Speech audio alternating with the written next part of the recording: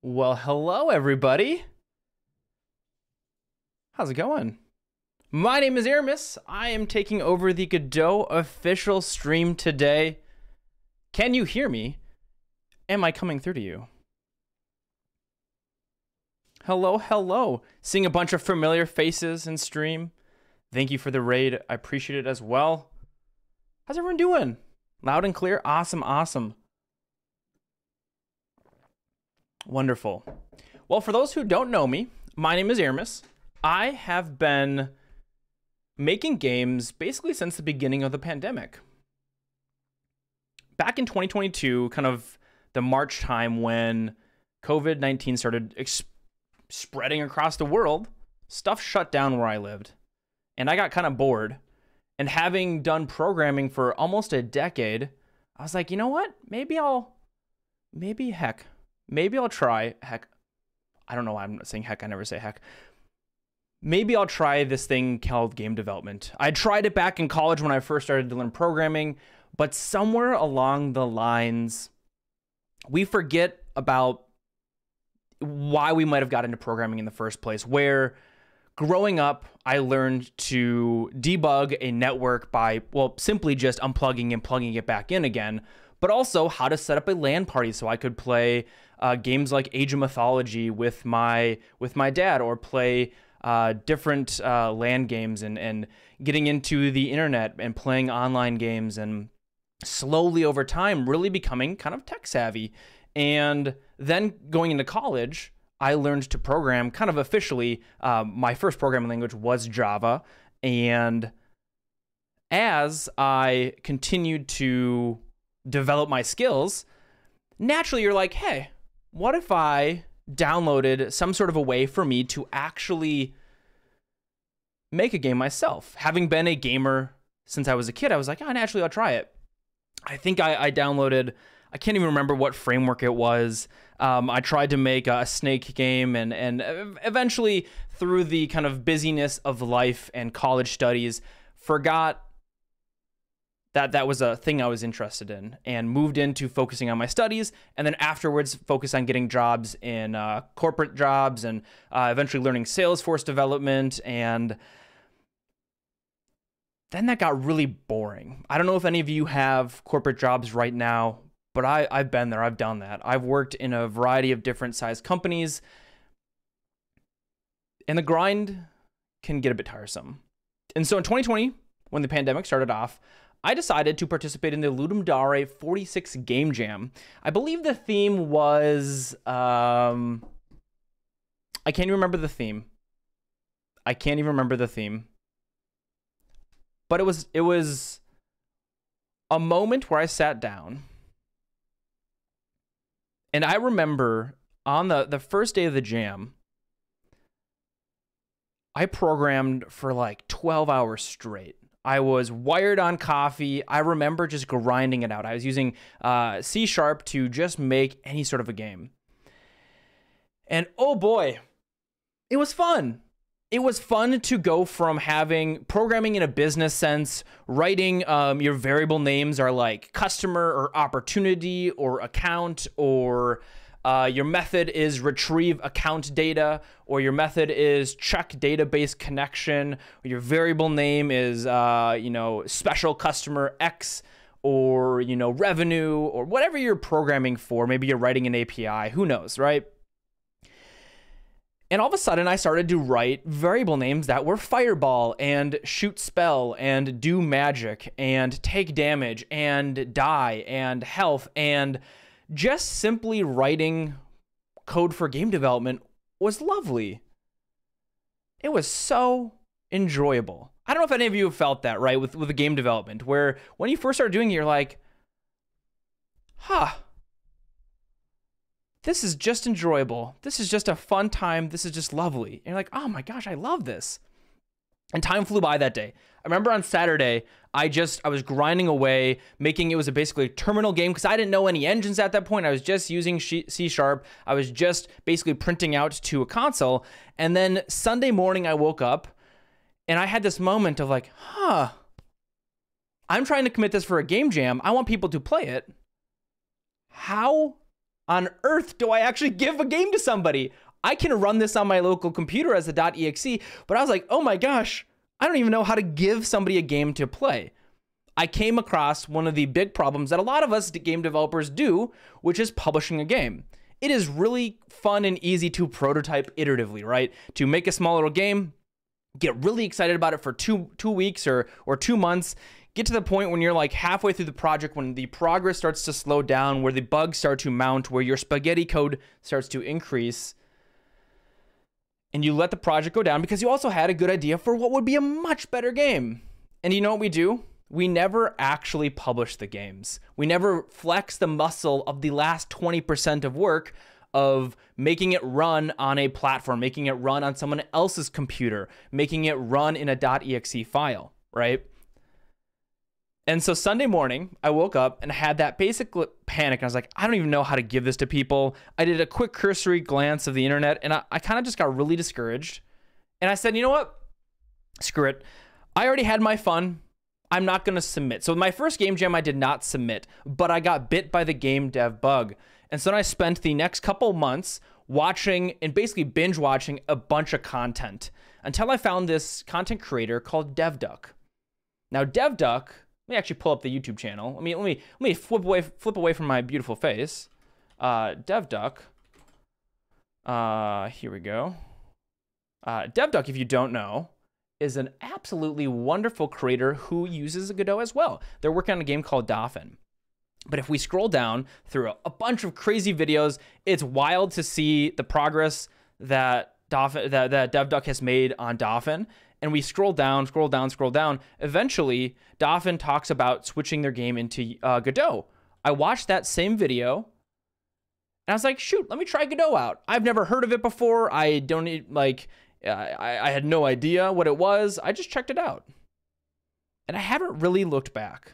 And it has been a joyful time of learning to make games, meet new people, and improve almost every day to learn how to make games, learn how to mentally approach game design, to learn how to do things. I have been in the serial prototyping hell for a lot of that time. And then finally, last year, I made Chess Survivors. Here. Chess Survivors, not last year, 2022. I made Chess Survivors here, which is on sale right now. If you want to wishlist it, that's awesome. If not, no big deal. You hanging out here on this Godot stream is all I'm really interested in, and I'm interested in meeting new people. But I made Chess Survivors. This was my first commercial game, and it was the answer to the question. I was literally on my toilet, which is not in this room, but it is in the bathroom next there, scrolling through the internet, seeing the success of Vampire Survivors, and seeing the success of a game called Shotgun King. And Shotgun King used chess in a really interesting and unique way. It used the rules of chess to make a fun roguelike game. It also happened to have won the Ludum Dare 50 Game Jam, which I also participated in. Oh, I absolutely use my phone on the toilet. I think majority of people probably do, for sure. And I thought, what if I took a game like Vampire Survivors and I took a chess and kind of merged it together, and I came up with Chess Survivors, because seeing the success of Vampire Survivors, I don't know if you've ever had this. As you start prototyping and learning game development, eventually you have this moment where you're like, you'll see games a little bit differently. You'll start playing games differently. You'll just be thinking about, how did they make this? Or you'll realize, I have no clue how they made that game. Like Noita. Noita is a game... Noita is a game that you play and you realize, I have no clue how they made Noita. I know they made it in their own engine and they did some custom development and stuff like that. But you're like, I don't even know how I would approach a problem like that. But then you'll eventually find games, and Vampire Survivors back in 2022 was one of the first games. I saw it blow up, right? A lot of us saw it blow up, and I was like, you have a thought, you're like, son of a bitch, I think I could make that game. And that's a good feeling to have. And I would encourage you to think about games that you could actually take to the finish line. Prototyping games and working on your dream game is really exciting and fun. I fell victim to this earlier this year. I was working on a 2D mining and crafting game over on my Twitch channel. You can also see some videos about that on the YouTube channel. And it's a big game. It's a game that I want to play. It's a game that I love. It has its roots founded in fun games like mining and collecting resources, as well as some ARPG type vibes like a Path of Exile or your Diablo 4s. All that to say is eventually I got to Chess Survivors. It was a game that, it's not my favorite game in the world, but I'm incredibly proud of the game I made, and it was a game that I knew I could actually finish and get to the finish line. And so I'd encourage you to think about games a little bit differently as you are approaching it, to see what games could you make? What games could you actually finish this year? Maybe you're a hobbyist and you have Sunday afternoons are the time where you've dedicated a couple hours to game development every week. Maybe you try to find some sort of a smart design solution, a smart design space that can limit the scope of your game, and you can actually get a game released. I think that's super cool.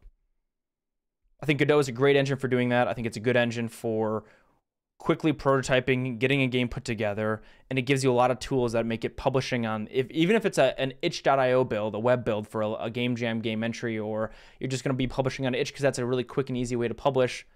Godot's a perfect engine for that. Perfect engine for that. So what are we doing today?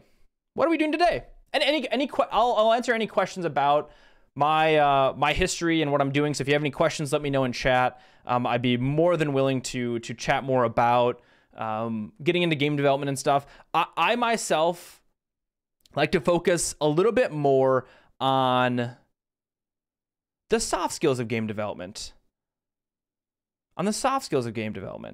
So how do you mentally approach working on a game? How do you mentally approach those moments when you feel just stuck and you can't figure out why the code isn't working? I'm less so in the space of here's the tutorial of how do you do it. I'm more so going to show you, here's me painting myself into a corner. I'm stuck. I'm in despair mode. I don't know how to take the step forward. And you're going to see me working through those emotions and getting to the point where I've done and created a game. I like to always say, focus on, hey, look, it's Carl. That's my cat, Carl. Hi, cat. Hi, Carl. I have two cats. I have Carl and Martin. There's Carl. He's looking outside right now. What do you see out there, buddy? Maybe a rabbit?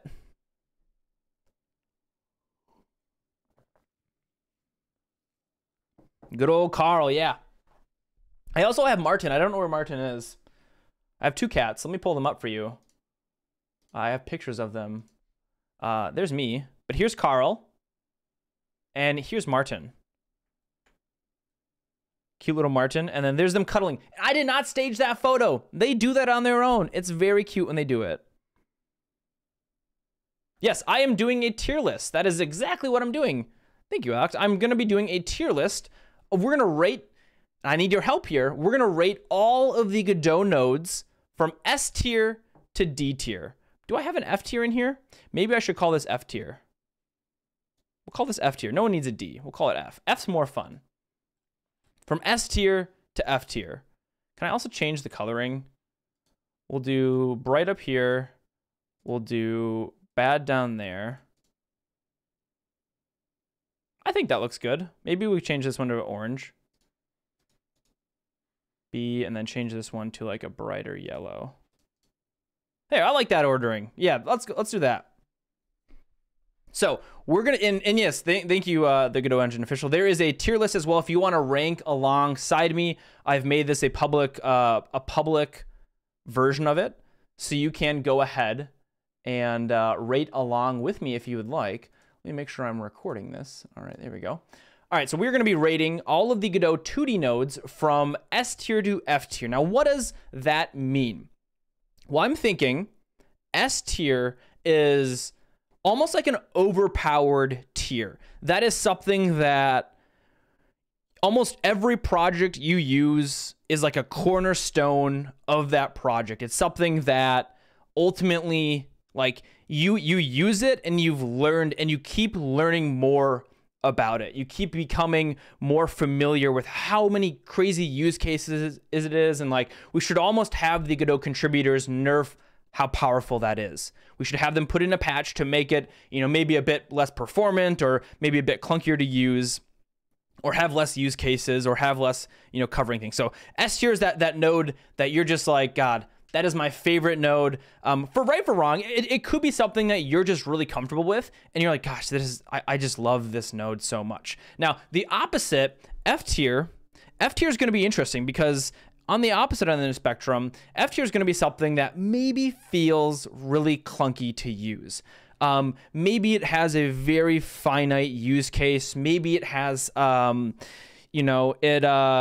you made it the cornerstone of your project and you're almost mad at it. You're almost upset that this node eventually caused you so many headaches. Once you got to that 20% of the project where you're fixing bugs, you're making the game work on other people's computers and stuff like that, it could be that you used it incorrectly. It could be from your own faults or my own faults, whatever. If there is such a node like that you absolutely don't like, we can throw that in the F tier. Now, Phantasma brings up a good point. We could also then have the middle of the spectrum, which could be nodes that we're like, this is a powerful node. We know that this node has a lot of good use cases. If this node was not part of the Godot engine, it would be a hard thing to implement yourself. It would be a hard thing to, work around, and you just wouldn't have a tool in the toolbox to do it. Because at the end of the day, that is what an engine is doing for you. It is abstracting away your need to implement a solution for that. Like audio.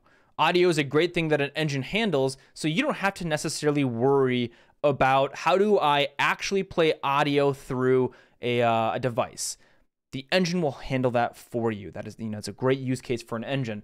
So an A to C tier is going to be that middle area where you're going to see some power. It's going to be, maybe it does solve a problem really well, but it could be clunky to use, but it could be improved.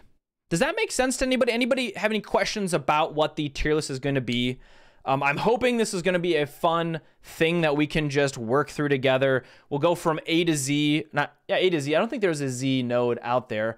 But if you wanted to open up, we're going to be doing Godot 4.2. If you go ahead and click add a node, the scope of all of the nodes, this is in 4.2.2. I just downloaded it fresh today. This is going to be all of the 2D nodes that are listed here. So all of these blue ones underneath 2D node here. That is the scope of this tier list. I don't think I actually I think I just called it rigid body here, not the bone. But I didn't do these three that are experimental, these navigation link, navigation obstacle, and navigation region 2D. Those are going to be those experimental ones. So I just cut those out for now. I think that's okay, right? I think that's okay. All right. Any other questions?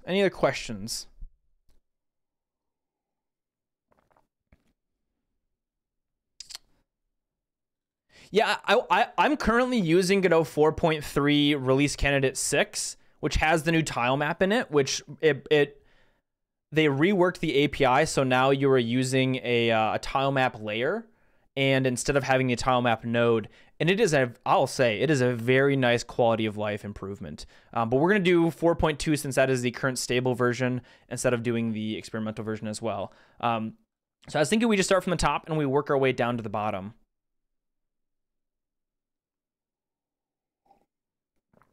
Sorry, yes, I meant Dev 6, not Release Candidate 6. Thank you, AJ. All right. Well, in that case, I expect to have a ton of dissenting opinions. If I'm just blatantly wrong about something, let me know. Because there's a bunch of nodes, as I was building out the tier list here, there's a bunch of nodes in here that I've realized I've never used. So I have a few goals today. I want to learn something new. And I'm hoping you can help me out because you are all way smarter than I am.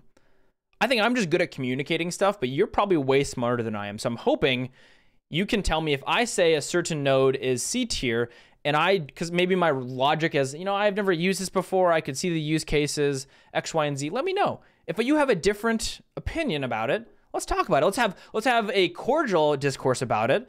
let's work through it together. At the end of the day, it's just an engine. We're all just people on this little rock going through space. We'll have a nice, fun conversation, and we can all learn something new. Because you might also say, oh, that node, I hate that node. But Aramis gave me actually a really good, or someone in chat gave you a really good reason why that node is actually useful. And maybe I'm going to leave this stream with a better idea of a new node I could utilize, because maybe instead of utilizing the node, you went and wrote your own script, which completely fine to do. And sometimes you need to do that, right, for your specific use cases.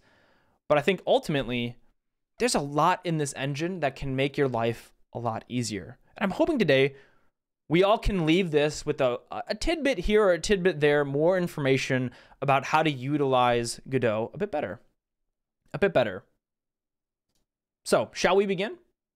Shall we begin?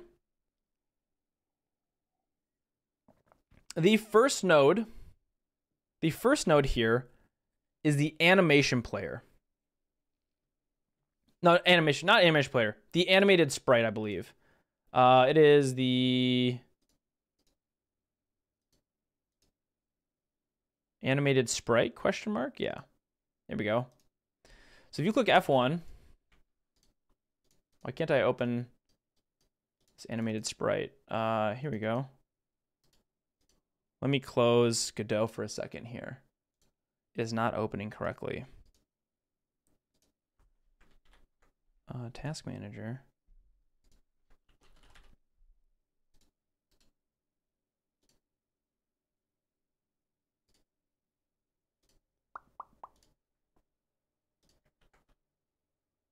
One second. I had to reopen Godot. I don't know why it was a little frozen there.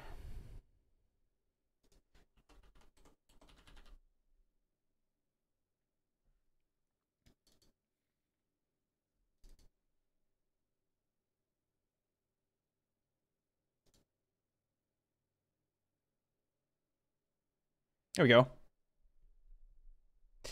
Yeah, tweens are not anymore. Tweens used to be a node, right?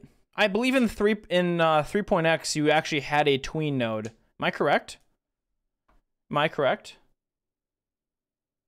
All right, let's just save this node for now. Add animation player. I believe it was an actual node.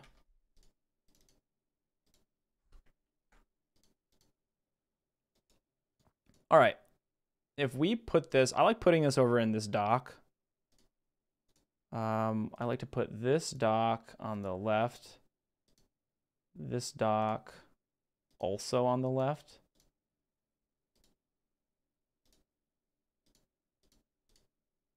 This one on the left. And then we put inspector on the right. And that goes down there. History can go on right as well. Okay. So the animated sprite node. What is our opening thought about the animation sprite node? Where do we put it on there? So the big thing it's going to get you is the ability to create sprite frames here. And inside the sprite frames then, you can define a bunch of different animations.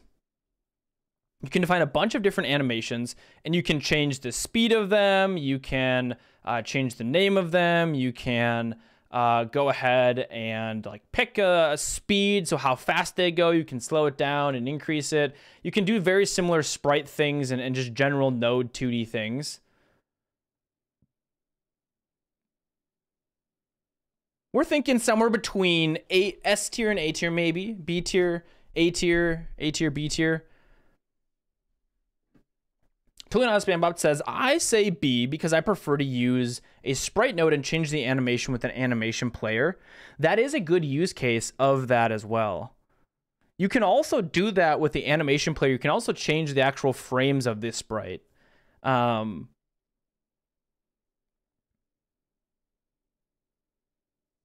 It is somewhat overshadowed by Sprite's built-in animation capabilities. Yeah. I'm thinking B as well is a good place to go. Any dissenting opinions, any reasons why we might, want to bump it up? It is useful. I do like being able to change the you know, the frame speed here quite a bit. It is pretty nice to do that. You only bump it up because you use it a lot in early prototypes. Because it is quick and easy to get some basic animations going. That is a nice use case for it for sure. We're doing 39 nodes today. I have the rest of the day booked out, so we'll work through stuff as quickly or as slowly as we actually want to do it, and we can then start. You know, some things are gonna go a bit quicker than others, so we can take however long we want. We're thinking, I'm gonna go B tier. We'll slowly define more as we keep going. I'm gonna go B tier. B tier is my argument for B tier is that there's other nodes that maybe could do what it does, and in the course of a longer project, you might not rely heavily on the animated sprite frame.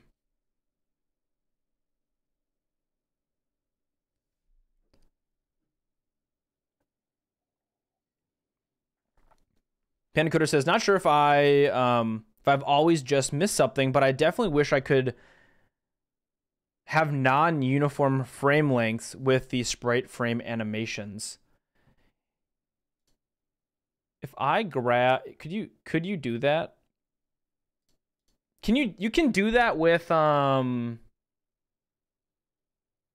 there's a certain type of texture you can do that with, right? Like an animated texture. Can an animated texture do that as well? So if we put a texture in here, texture rect, and then gave this an animated texture, and then you start specifying, this is clunky to use, but you can then set the duration there, right? You want something like this for the animated sprite, because this could be helpful. This is kind of what you're saying, right? Is you could change the speed scale, but then you could say, you know, this is for 1 second, that's for 2 seconds, this is for 3 seconds. That's a good point, Panacoder. All right, that was the animated sprite. Anybody pissed off at me yet? Have I made anybody mad? Have I made anybody mad? Calling this B tier. I would say animation player is definitely my OP tier for sure.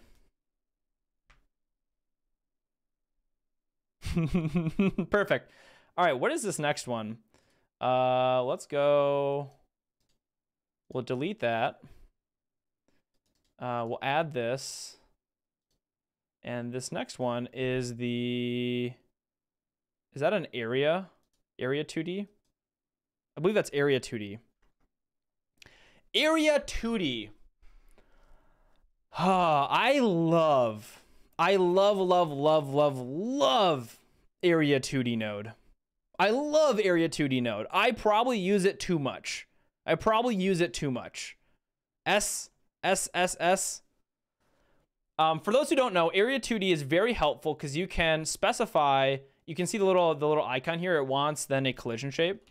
So if we throw in a collision shape here, we give the collision shape a shape, you can then change the shape of the collision really easily, as well as you can then go to the signals here, and on Area 2D, you get some really helpful signals you can attach, which allow you to say when other areas are entered, when the other shapes are entered, when their bodies are entered, body shapes are entered. You can even do mouse inputs, so it can be pickable. You can say when the mouse enters and the mouse leaves it. You can handle a lot of really helpful information inside of there, and you can then specify collision layers. So you can say what layer is it a part of and what layers is it looking to overlap with. Yeah, I think this one's OP tier. This is S tier for me. S tier and OP tier are going to be the same thing for the purposes of this argument. I think this is just a fabulous node. I probably use it too much, to be fair. But I definitely think it is definitely an S tier node. Any dissenting opinions? Anything that people hate about it? Don't like? Riot, yeah, nerf this one, Riot. You can never use a node too much. Fair enough. There's no limit. The limit does not exist. We'll go S tier. Easy S tier. S plus tier. We'll call it S tier, and then within each tier, we can rank them even further. This next one is an audio listener. Now, this is the first node I've never actually used. Audio listener. This is the first node I've never actually used myself.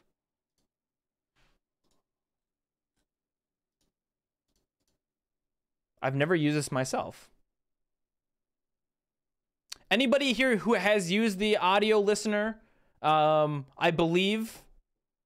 Let's open up the docs for it. Oops. Audio listener 2D. Let's read a little bit. If you want to open up the docs, you can click F1 and you can search the docs for anything, and it'll pull up right in the engine, which is super, super useful. Once added to the scene, the scene tree, and enabled using the make current, this node will override the location sounds are heard from. Only the audio listener 2D can be current using make current. Only one audio can be using make current. This will disable any previous other audio listener 2Ds. If there is no active audio listener 2D in the current viewport, center of the screen will be used as the hearing point for the audio, and the audio listener 2D needs to be. So this was in my head. In my head, we're gonna open up Leonardo DiCaprio. This is my painting app. So in my head, as I read this, if you have this located here inside of your viewport, and you had another node over here that's making noise, this would specify where in your speakers it's going to be hearing the sound. So if you don't have one, it defaults to the center. It defaults to the center of the screen. So it's a way to have positional audio inside. Am I reading that correctly? It's a way to have positional audio inside of your game, but maybe you have a situation where your player is actually over here. And so you would want the sound to feel way more on the right side than the left side.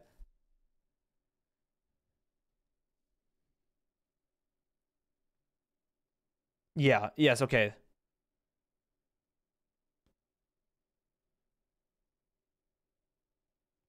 You think I've described it accurately? Cool. It doesn't have a lot to it. I could see this being a real like niche use case.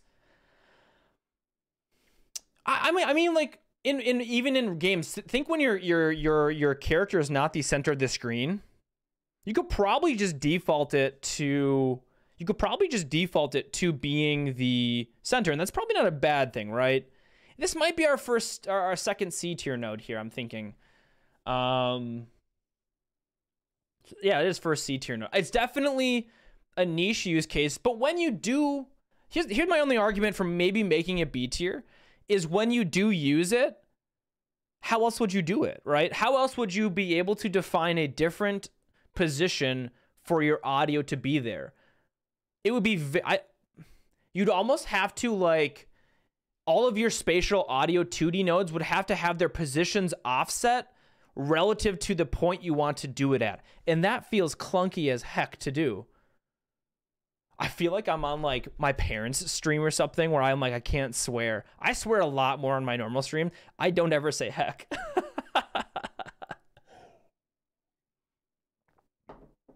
Right? It feels essential, right? Because to not have this, it would be really, really hard to do it. I can swear, but I'm just saying it feels like I can't fucking swear, all right? There we go. We broke the seal.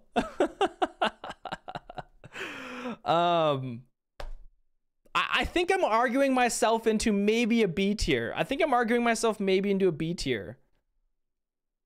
I'm for B, yeah. Because, like, to do, if you need this and it's not in the engine, to then do it would be really hard. That's my argument. We're going to go B tier. B tier, but lower than... I'm going to go B tier, higher than animated sprite. B tier, higher than animated sprite. Because it's a niche use case, but I could see that use case. I could see situations where I want to use this use case. Heck, in my mining game, my character can be offset from the center of the camera. I might want to change that a bit more. I might even implement this after this stream. All right, now we also have audio listener. Add audio listener 2D. Audio listener 2D. Not listener. Audio. What is this one? Is this a stream player?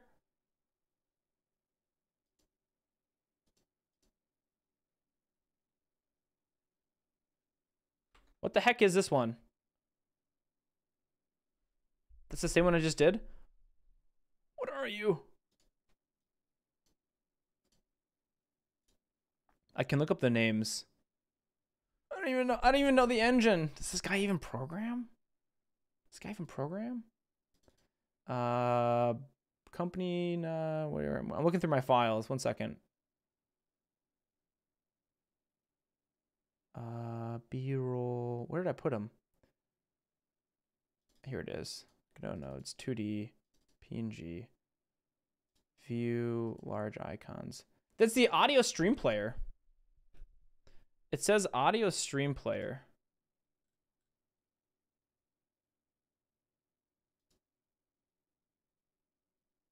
Apparently that is the icon that I downloaded for audio stream player 2D, which does not match there. That's okay. That's okay. I downloaded the Godot engine and that's what it came up with. Maybe it changed. It might have changed. Anyways, we'll do the audio stream player here. So this one plays you some spatial audio. You can pick a stream. You can do the volume, the pitch, the playing, autoplay, stream mix, distance. You can change that. I learned about this yesterday, this max polyphony. You can then, if this is higher, you could play the sound more than once and it'll limit how many times you can do it, which is kind of interesting. You can change the bus there. You can change the audio masks. S tier? I think it's S tier. It might be A tier. It might be A tier.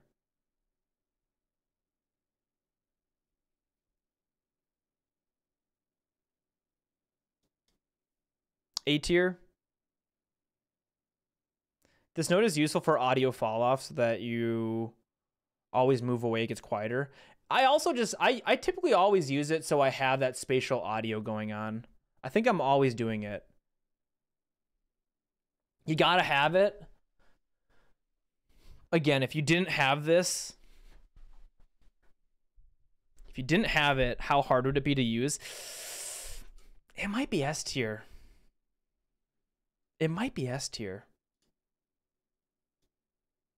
S tier compared to Area 2D. Because what I also don't want S tier to be is like necessarily every node that is, if you didn't have it, you'd be screwed.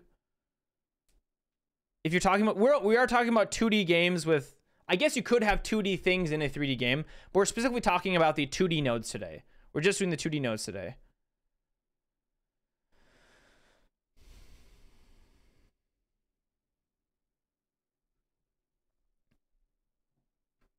GitHub has that one. That is, I download these from GitHub. That's where I found them.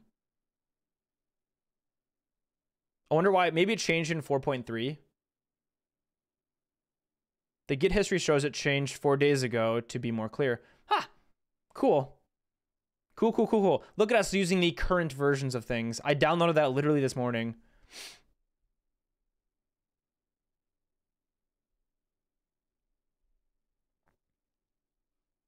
You heard a rumor that the Godot engineers were really into audio, so there's been a lot of love put into them.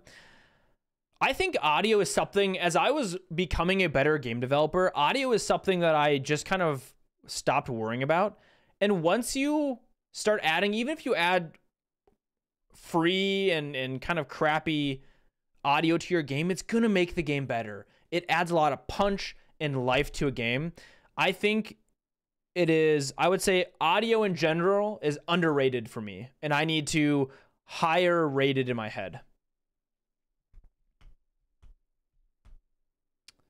Yeah, S tier could essentially be without these, you don't have a game. But it's like without these, you don't have a game, and it's a good node to use, right? So, and it's a good node to use. So it's something you also, it's not hard to use. And I think the audio 2D node is a easy node to use. Albeit you could maybe, I could see there being arguments for wanting to be a bit more flexible or something like that. But this is good. It's very minimum A tier. Let's go A tier for now. We can always bring it up to S tier in a second.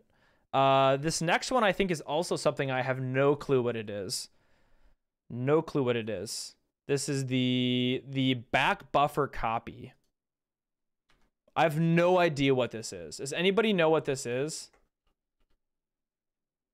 I haven't the slightest clue what this is.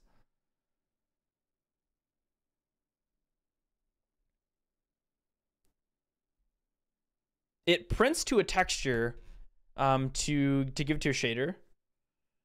See, I'm not a shader wizard, so I'm really bad with shaders. Hey, Sir Puffin. All right, let's read a little bit about it. A node that copies a region of the screen to a buffer for access and shader code. Node for back buffering the current display screen. The region defined in the back buffer copy node is buffered with the content of the screen it covers for the entire screen according to the copy mode. It can be accessed in shader scripts using the screen texture, i.e. uniform sample with hint screen texture. Note, since this node inherits from node 2D and not control, anchors and margins don't apply to child control derived nodes.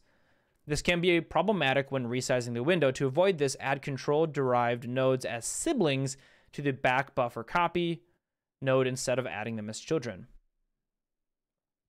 This is S tier.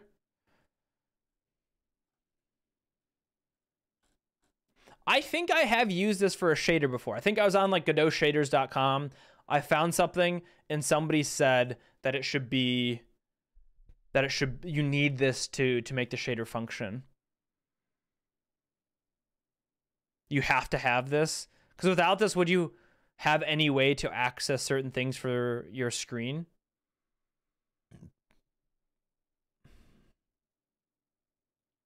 Anybody use this heavily and have a, I don't have an educated thought here. I want to go with A tier because I'm like, you can move on from it. S or A tier. Mr. Elliptic says, essentially for shaders and post-processing effects, which like, shaders are super important. Shaders are one of my big gaps as a game developer that I want to get better at. It is probably one of my goals in the next year to get better at becoming like comfortable with shaders, comfortable with writing my own shaders, whether that's using a shader graph or using straight up shader code. It is something I want to get better with. I just need to sit down. Yeah, hot noodles. That is exactly how I feel with shaders. For me, shaders is very similar to opening up Blender, where I like look at Blender and I go, okay. And then I press a key on my keyboard and it just changes everything in Blender. And I had to like close Blender and reopen a new project because I'm just lost in Blender. That's okay. I know my limits. That's okay. I did the donut tutorial where I made a little donut and I put sprinkles on top and yada, yada, yada. Blender's way easier than shaders. Source, you can actually learn Blender.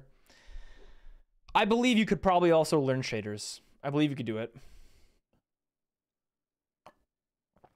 Shaders require math. I have a math major. I have a math and computer science double major. I've opened up my math books recently. I don't have a math major anymore. Anybody else have those majors that you got and then you're like, now it's been a decade and you're like, shit, I can't do that major anymore. Like you couldn't go past the class again. I think I'm a lot wiser than I was when I was in college because I've been out of college for about a decade. No, almost a decade, probably 8 or 9 years.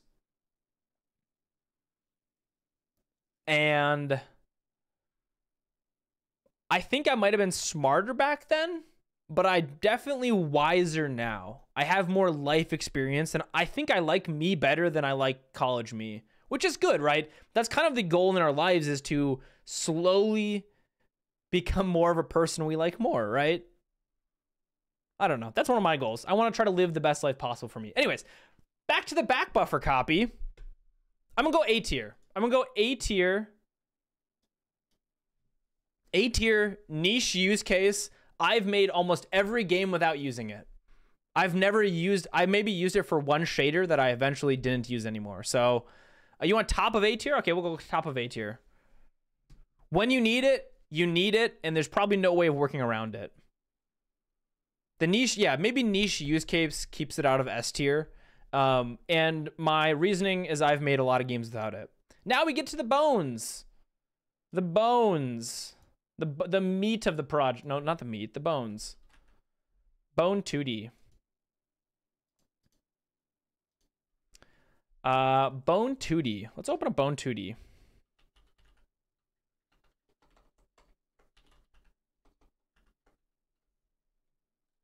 Where's Bone 2D? There it is. I have also never used bones. The bare bones of things. I've never used bones. Yeah, my games are spineless. Really cool, but a bit... Mr. Bush says really cool, but a bit clunky. And not needed for lots of games. Bones are more useful in 3D. It's barely useful. F tier for you. A hierarchy of bone 2Ds can be found in a skeleton 2D to control the animated over the node 2Ds.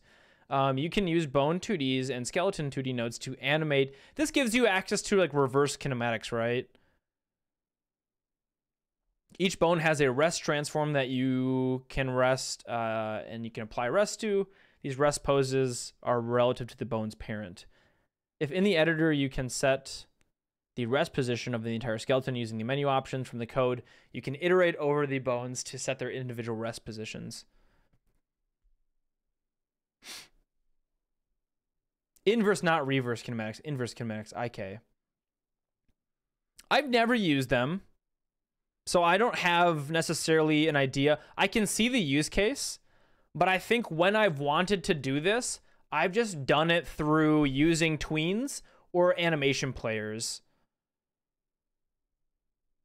We don't have a D tier. We don't have a D tier.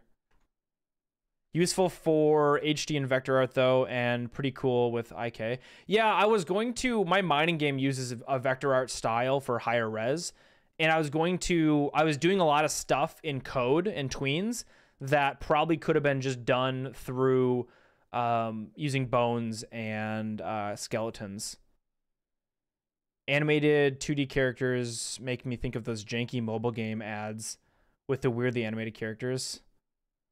Like those swinging arms and like microtransactions and those advertisements where it's not actually... You see the person in the ad and you click on the ad on accident and it pulls you to a completely different game.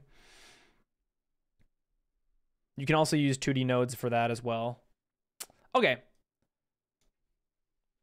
First F tier? Question mark? Question mark? First F tier?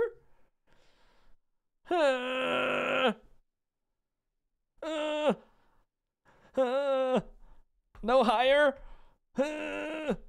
No C tier? F tier?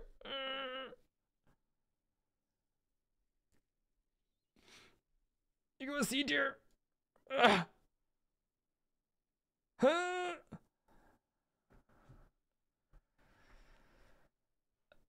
Someone's got to be the F. I got to do it. I need something in the F tier. I need something in the F tier. I need something in the F tier.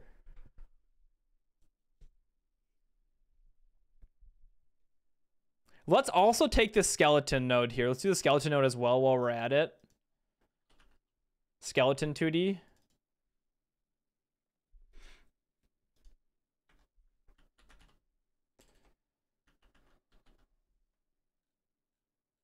Where the heck is it? Skeleton 2D is the parent hierarchy of the bone 2D nodes. It holds references to the bones, rest position, and acts as a single point of access to the bones. To set up different types of inverse kinematics for a given skeleton 2D, you can do a skeleton modification stack 2D could be created. The IK can be applied by increasing that or creating the desired number of modifications. How about we do bone in C tier and skeleton in F tier? How about we do that? There, we can both get the best of both worlds. You do need both. Those who have used them, is it clunky to use? That's gonna be my, if you have used them for a project that has been like fundamental to the project, how hard is it to use? Let's use that to determine C to F tier.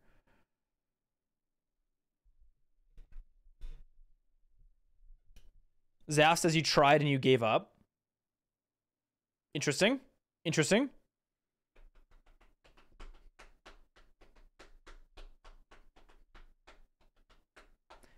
All right, we'll put them both in F tier. Screw it. Screw it. Screw it. All right. This is the camera 2D node is next. Camera 2D node.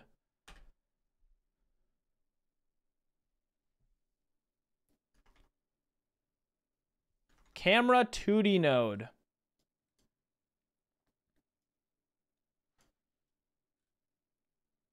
S tier? Hi, Carl. Hi, Carl. Come here. Come here. Hi. Say hi to... We're on a different channel today. Come here. Come here. Stop showing your butt to the camera. Hi. Hi. What do you think the camera node should be rated, Carl? Do you think S tier?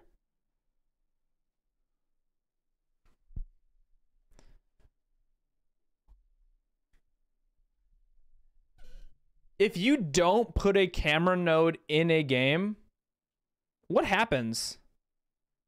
If you don't have, because you can just run the node, right? It just shows you the viewport. You don't need a camera node. You don't need a camera node.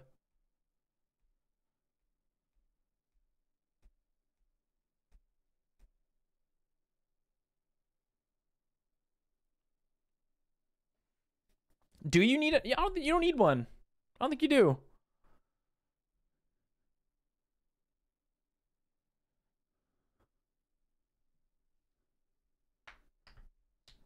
The YouTube link is not working. If you do, maybe we need to change the at mention portion here. Maybe it needs to not be this. What if we do this? Yeah, it has to be that. Can you please change YouTube to this link?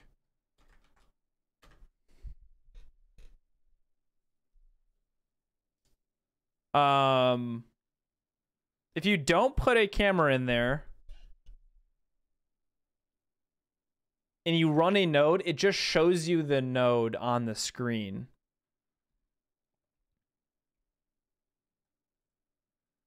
I agree it's probably S tier because you can zoom in and stuff, and I'm just saying maybe this is a good case for an A tier. Maybe this is a good case for an A tier.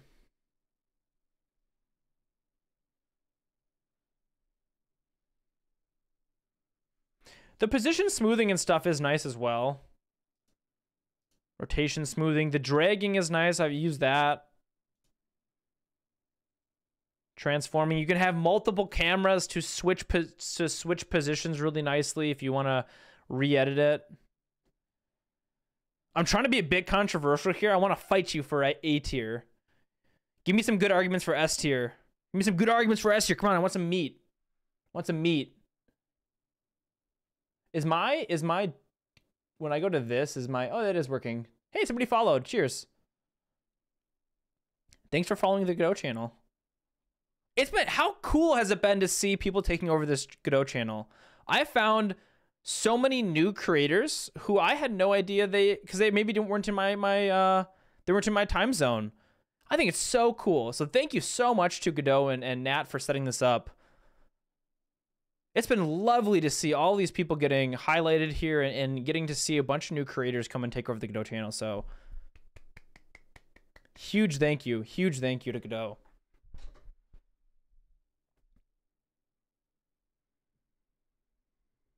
A tier seems reasonable since you don't strictly need one. Every game I make has a camera. That is true. I don't ever make a game without the camera. Will the game display sprites without a camera 2D? Yes, it does. Yep. It will. It'll run the game. So if you didn't have a camera and you delete the camera node, and let's just add a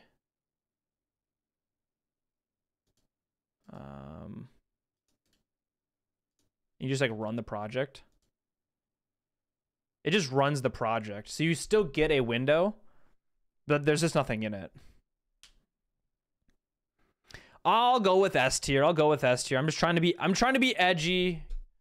You don't need to be edgy, Aramis. S tier above or below Area 2D node. We love the Area 2D node, right? We were big fans of Area 2D. We were big fans of Area 2D. What do we think below?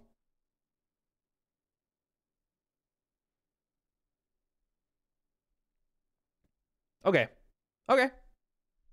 We'll do that. Let us go to the next one. What is this guy? What is this one here? I do not recognize that icon. Canvas group. I also don't think I've used Canvas group.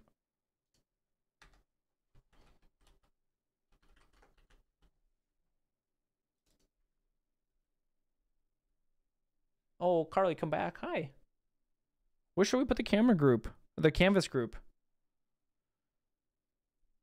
Child canvas item nodes of a canvas group are drawn as a single object. It allows to draw overlapping translucent 2D nodes without blending. Set the canvas item set modulate property of canvas group to achieve this effect. Note the canvas group uses a custom shader to read the back buffer to draw its children. Assigning material to the canvas group overrides the built-in shader. To duplicate the behavior of the built-in shader in a custom shader, use the following. Note, since canvas group and canvas item.clip children both utilize the back buffer, children of a canvas group who have their canvas item.clip children set to anything other than canvas item.clip hidden children disabled will not function correctly. Carl is chilling today. S tier.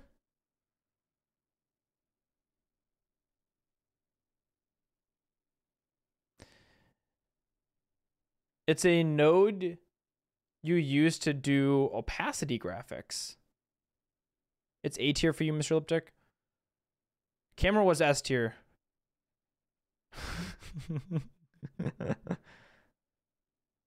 Give it an A tier.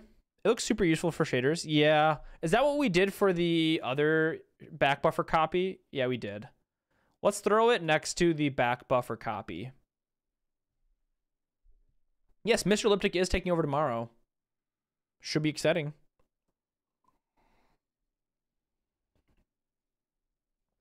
All right, we'll go A tier there. This was the audio 2D player.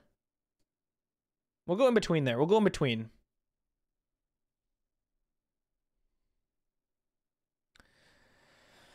Thanks for letting us, man. But that's all I'm trying to be is reasonable. This is canvas group or something. Canvas modulate. Canvas modulate.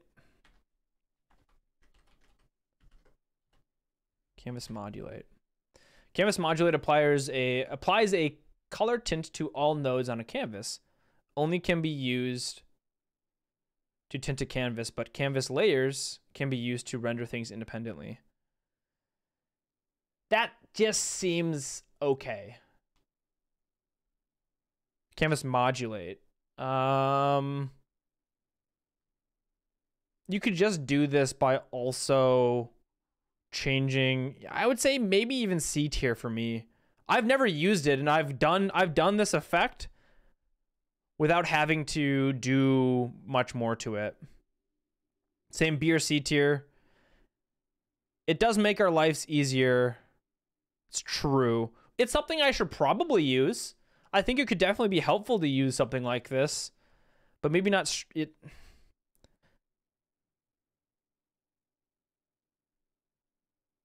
Yeah, but not crazy. Yeah, we'll call it mid. We'll call it mid. We need our first C tier. We need our first C tier. Do we audio listener or animated sprite? Is that because now we have some relative thinking, which is helpful, right? As we go further into this, we're starting to define our categories. Comparatively speaking to the B tier, what do we think, right? Is the canvas modulate better than the animated sprite and the audio listener?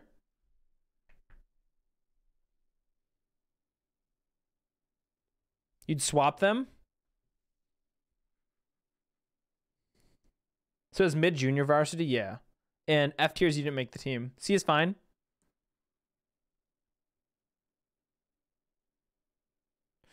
I think I like animated sprite here because it is really easy. Think in a game jam sense, if you just want to throw together a really quick animation, animated sprite is really good for really quick and easy like animations. Really quick and easy. Really quick and easy. All right, now we get into some more fun nodes. This is the... We're going into physics bodies, I believe. This is the character body 2D node. S tier. Absolutely S tier. Absolutely S tier in my opinion. Character body 2D node. Character body 2D node. S tier. S tier for sure. The character body 2D is a specialized class for physics bodies that are meant to be user controlled. They are not applied by physics at all, but they affect other physics bodies in their path. They are mainly used to provide high-level API to move objects with wall and slope detection, i.e. move and slide method. In addition to the general collision detection provided by physics body 2D move and collide. This makes it useful for highly configurable physics bodies that must move in specific ways and collide with the world, as is often the case with user-controlled characters. For game objects that don't require complex movements or collision detections, such as moving platforms, animatable body 2D is simpler to configure. S tier. I think S tier. You could make an argument for A tier. How about you make an argument for A tier? What's the argument? Somebody just made a sonic movement with this, yeah. The question is, where's comparable to area? Ooh, that's a good point. Theoretically, you don't need them, but we use them all the time.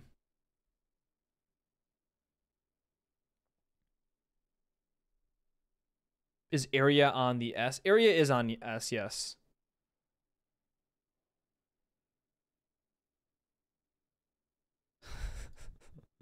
S tier.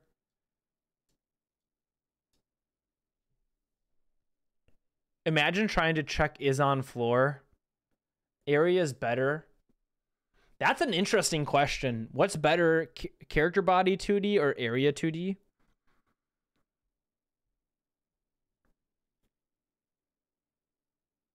It is. We are rating, Sakadu, we are rating them based off of their usefulness and ease of use. Area is better than character. Areas are more versatile. But like, imagine not being able to check something is on a floor. You could, how could you do that? You could check, you could, how could you fudge that? You could look at its previous position and its current position and see if your Y position moved at all. But then that would maybe falsely give you the idea that you are on the ceiling. You could raycast. You could raycast. Or even use an area to check where we are. That's true.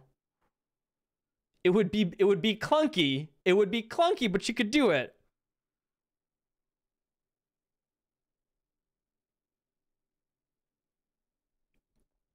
Alexander, you're learning so much from this. Cool. That's my goal. That is my goal. That's awesome. That's my goal here is I want to learn something new. I want you to walk away with something new. I want you to walk away with like a better appreciation for a node that you thought was good. And I want you to be pissed off that I gave the bone and the skeleton the F tier. Those are my 3 goals. I agree Area 2D node feels stronger than the character body. Character body is very convenient. Hey, Vex. Depends on the game, though. Absolutely.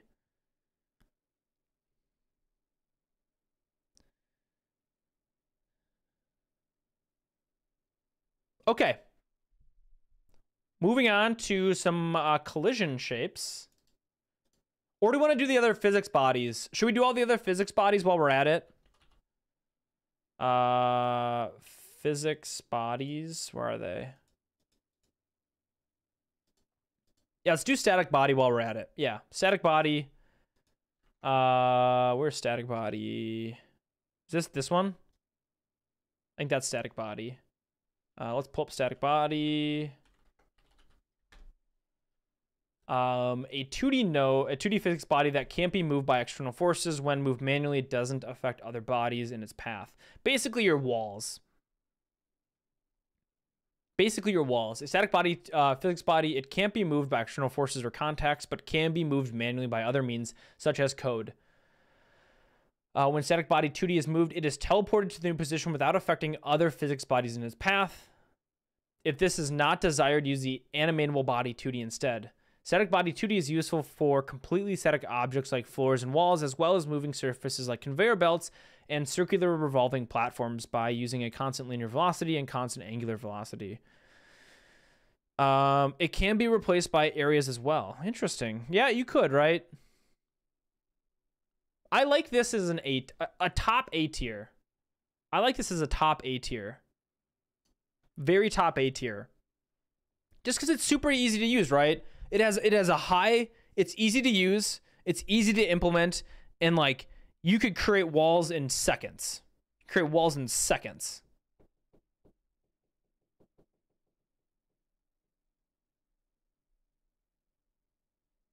Do I count static bodies inside tile maps as static bodies as well? I think they're considered static bodies, yes.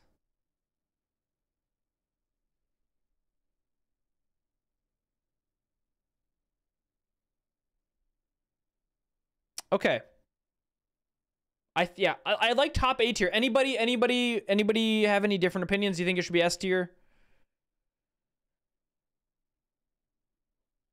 You actually think it's more useful than character body? I just think move and collide and move and slide are so useful for functions. Like those are move and slide and move and collide and is on floor feel like 3 methods of the character body 2D that feel fundamental to games that have character movement in them.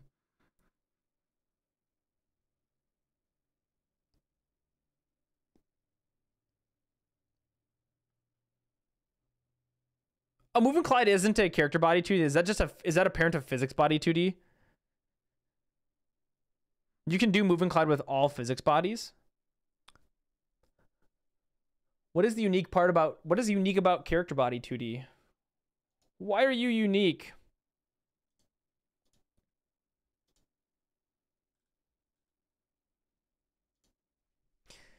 It's a specialized class because it floor stuff, max slide, motion modes, platform layers, an up direction,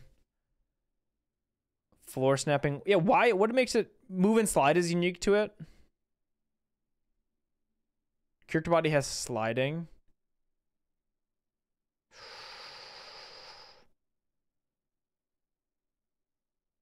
It responds exactly to what we want to do.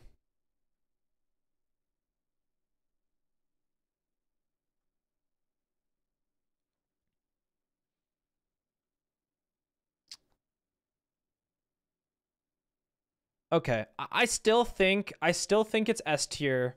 I think static body's A tier. Yeah. Move and slides exists. That's why you think character body would be A tier. So I think move and slide is also useful. But I'm second guessing my opinion.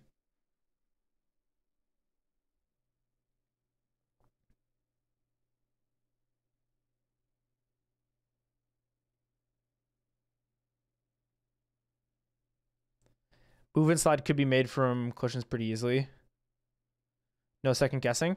I'm constantly gonna be second guessing. That's the whole point of this. Is we're trying to expand our brains. What is the other physics body that we need to do? Physics body.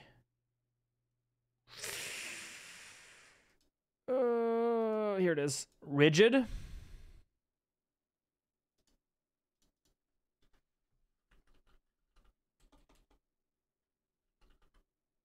Rigid body 2Ds.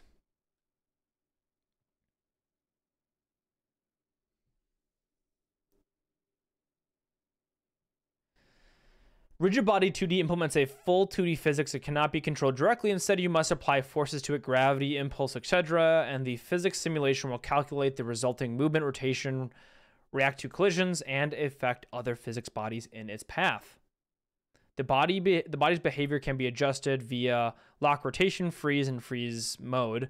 By changing various properties of the object, such as the mass, you can control how the physics simulation acts on it. A rigid body will always maintain its shape and size, even when the forces are applied to it. It is useful for objects that can be interacted with in an environment such as a tree that can be knocked over or a stack of crates that can be pushed around. If you need to override the default physics behavior, you can write a custom force integration function, see custom integrator. Note, changing the 2D transformation or linear velocity of a rigid body very often may lead to some unpredictable behaviors. If you need to directly affect the body, we prefer the integrated forces as it allows you to directly access the physics state. Hey, Slacks. You think Bitlytics said B tier for you.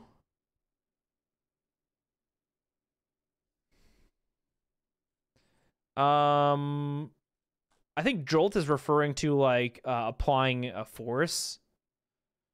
Isn't there like a apply force here? Constant force, constant torque. You have some collision detection for continuous CD. You can also change, I learned about this recently in here. You could change the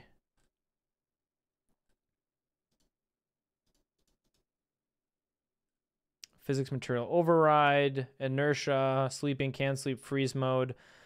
Here, you could change the ray casting to cast shapes instead as well. So you can add in a continuous collision detection and change it to disable, then like versus ray casting versus shapes changes how expensive it is. Oh, Jolt is better physics. Gotcha. What do we think? A tier for you? I'm thinking rigid body is A tier. I think A tier.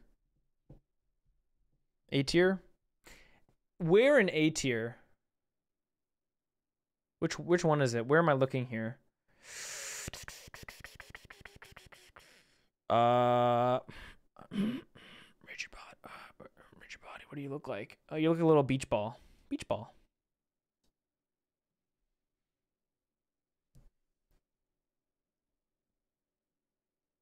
I wouldn't make a game that uses rigid bodies unless it's a jank/joke game. Way lower. Could it be B tier? Are we thinking all the way to B tier? Why do we just not like its performance? Do we not like how it functions? Do we not like how usable it is? What is the logic for lowering the tier? I personally like the node. I like rigid bodies. In my mining game. Let me open up my mining game.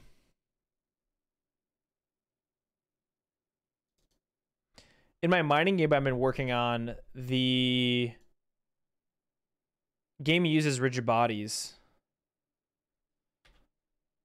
to deal damage.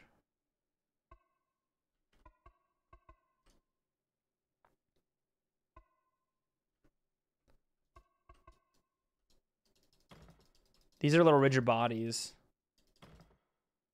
You can shoot really hard. Pew!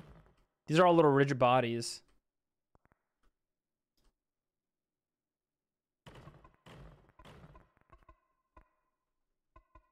I like them for this. They're useful. Would you do something else for them though? Like those little orbs are rigid bodies.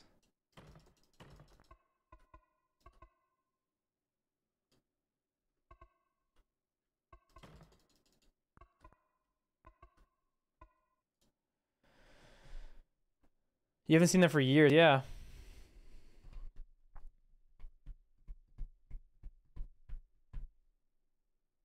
Definitely A tier.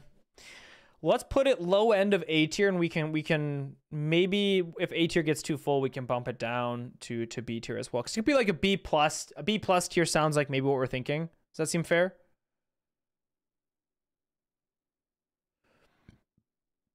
Hey, Johnson. Howdy, howdy, howdy. How are you doing? Ahoy, ahoy. Good to have you. Where do you think, Johnson? Where do you think the rigid body should go? S tier is like overpowered things. For right now, where S tier has the area 2D, character body 2D, and camera node. You think the rigid body's S plus tier? Johnson coming with the hot takes. Get him. Get him.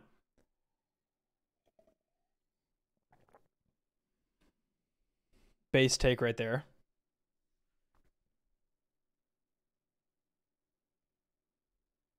All right.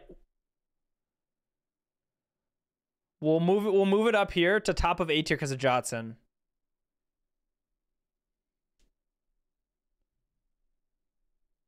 You have an entire game that's mainly rigid bodies. The Jotson buff. The Jotson buff. All right, now do collision shapes. I don't think I actually added in the physics bone. I don't think that's in there. I don't have physics bone enabled. I just rounded that up. We just rounded that up.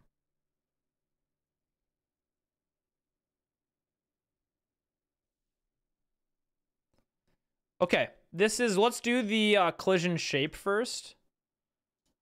So we have a collision shape 2D here. You can define in collision shapes 2Ds. You can define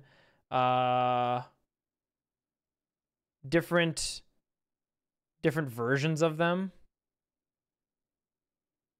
Rectangle, line segment. You know, I usually do like a capsule, rectangle, or circle. Those are kind of my bread and butters here.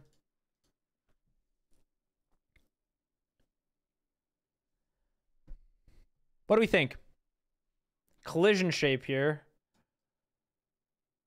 A tier? High A tier? S tier? The circles are nice.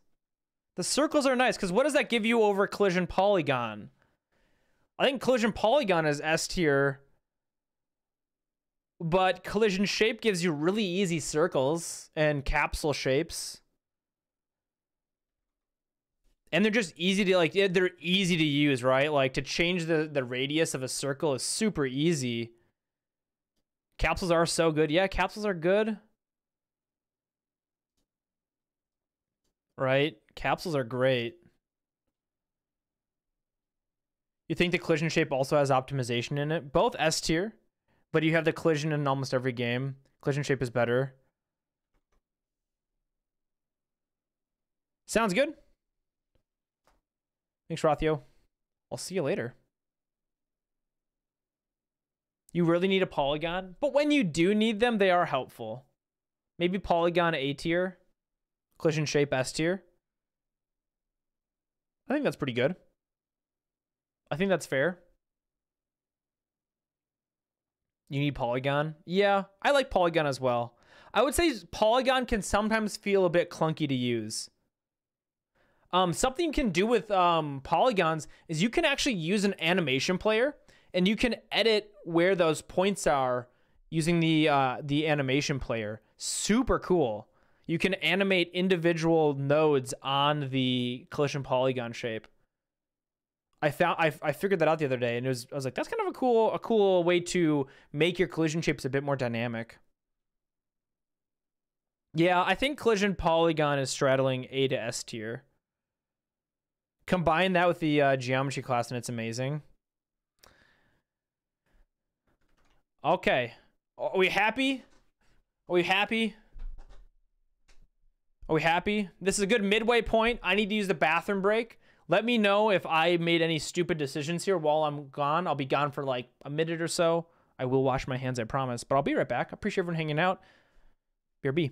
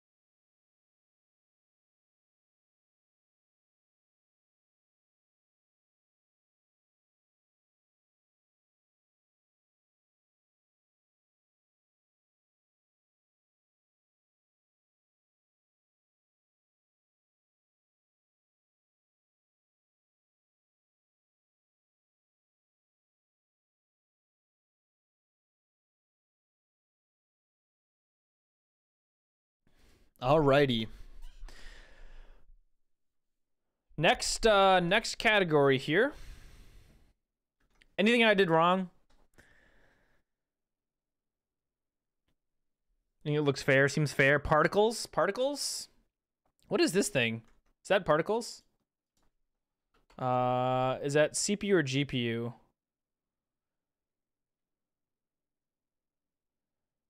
I think it's CPU.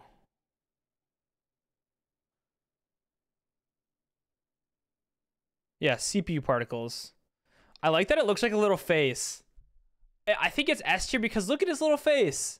It's a little rain cloud with a little two eyes. This is the hair. Let me zoom in for you. Look at it. It's so cute. Top S tier just because it's a cute little picture, right? There's the eyes. It's going, ooh. And it has a little hat, little hair. I'm just kidding. It's probably not that high. It's not that high. I think I don't know if I want to admit this, but I always use CPU particles, not GPU particles. This is CPU. We'll do both particles here. GPU particles have just less options, but are theoretically done with your GPU. Where CPU particles have so many more choices. What was S's? GPU is S, CPU is F? I think it's the opposite.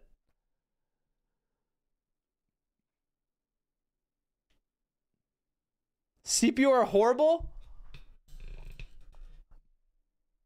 GPU has more options? Am I wrong? CPU particles and then GPU particles. Sub-emitters, process materials, textures. No. Trails.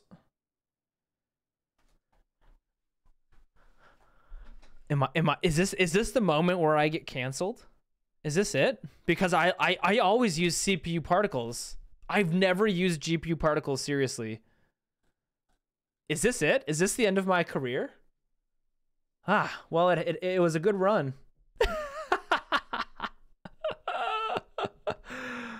Why GPU? I've used CPU particles and I have never had a performance hit. CPU's depreciated or deprecated?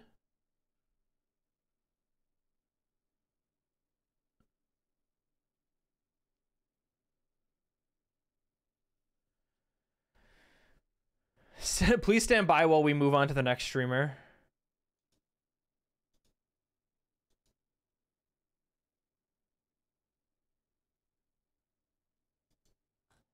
I'm confused. Why is GPU better?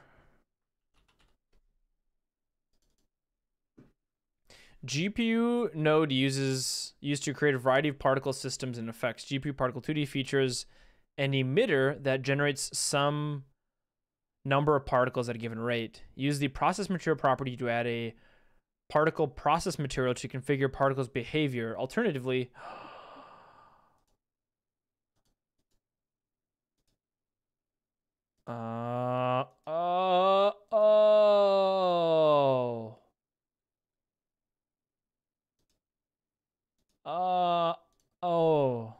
I'm an idiot.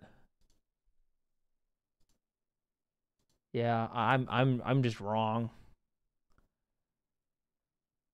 I'm just wrong. I thought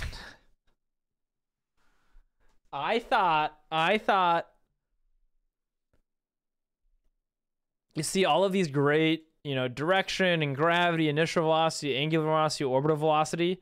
I went to this. I've never filled these in, and I saw these are my choices: time, collision, drawing, and trails.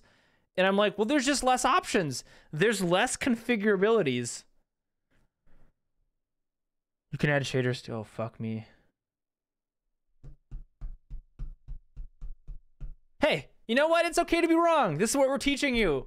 You can be wrong, and even better, you can admit that you are wrong. And this is why I'm doing it. I decided to come to the Godot official stream to learn why GPU particles are better than CPU particles. And I was incredibly wrong. Rafa coming with a rate of 72. Hello, Raiders. Welcome, welcome, welcome. Today we are rating the Godot 2D nodes from S tier to F tier. And I just realized that the CPU particles blow and the GPU particles are just better. You like CPU particles? What is that? What is that? A little hearts? Cute. All right, so we have, these are CPUs, and we have GPU particles. Where are they? Here you are. We think S tier? We think S tier?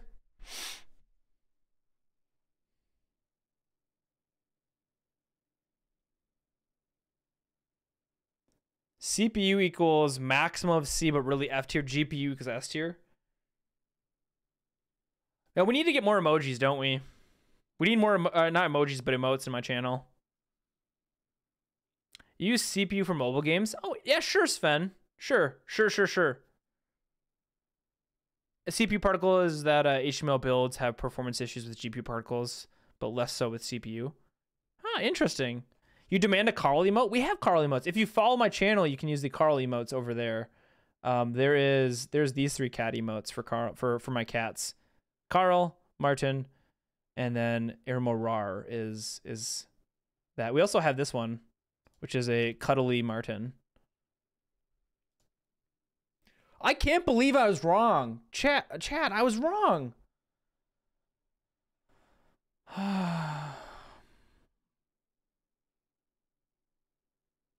I thought, for those who came in from the raid, I was like, oh, CPU particles are just better than GPU because they have more options. Because if you look at the editor and you open this up, CPU has all of these nice flags and GPU doesn't. But if you add in a process material, you then have way more options, way more sub options. Like, hello, where has this been my whole life? Yeah. And they let me control the Godot stream. Can you believe that? Can you believe that? They gave me the stream key to this stream, and I didn't even know how useful GPU particles were. What a wild world we live in. Wild. I'm just kidding. Yeah, let anybody run these streams these days. The stream key revoked. Okay. We're thinking S tier for this, but where in the S tier for GPU particles?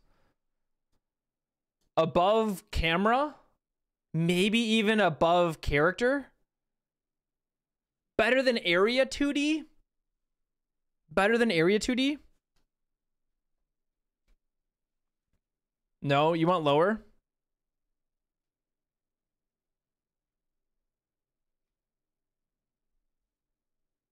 Lowest in the S tier?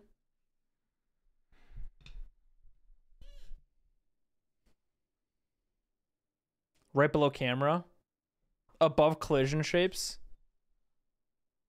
I would say because there's limitations to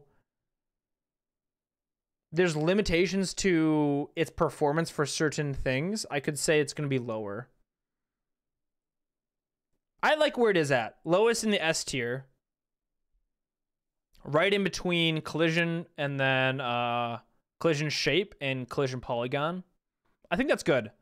I'm really vibing with our current rankings. I think this is awesome. And then we're going to put the CPU particles in C tier because Aramis from 10 minutes ago loved them. So I have to pay respect to my past self, who I love dearly. Even though he was wrong, I'm going to put him in C tier. You want CPU particles in trash tier? You're shattering my heart. Press F to pass Aramis, yes. You want F tier? Your past self is dead. We hate that bastard. Yep, moving on. All right. We'll put him. You win. I was wrong. I'll admit it. I was wrong. I'm still putting him higher than skeletons. All right. We need some joints. Some joints, eh? Joint 2D node. What's the first joint here? I think it's dampening. Joint. Dampening spring joint. A physics joint that connects the two physics bodies with a spring-like force. This resembles a spring that always wants to stretch to a given length.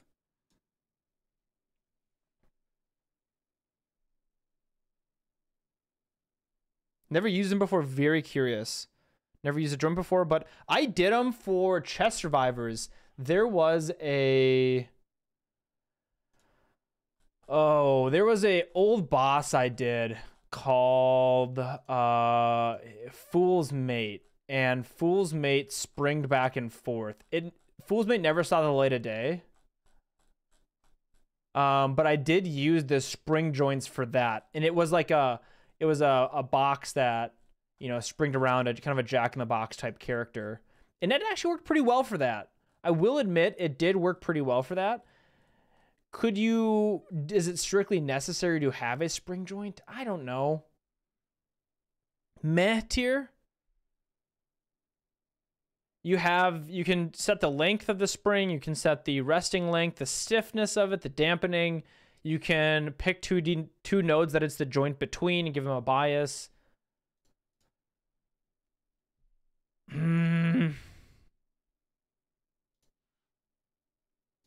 C tier. Let's look at the other joints as well. Oops.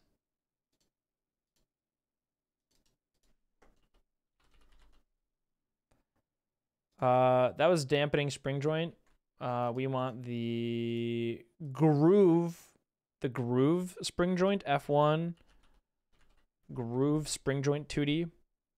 A physics joint that restricts the movements of two physics bodies to a fixed axis. For example, a static body 2D representing a piston based can be attached to a rigid body 2D representing the piston head moving up and down.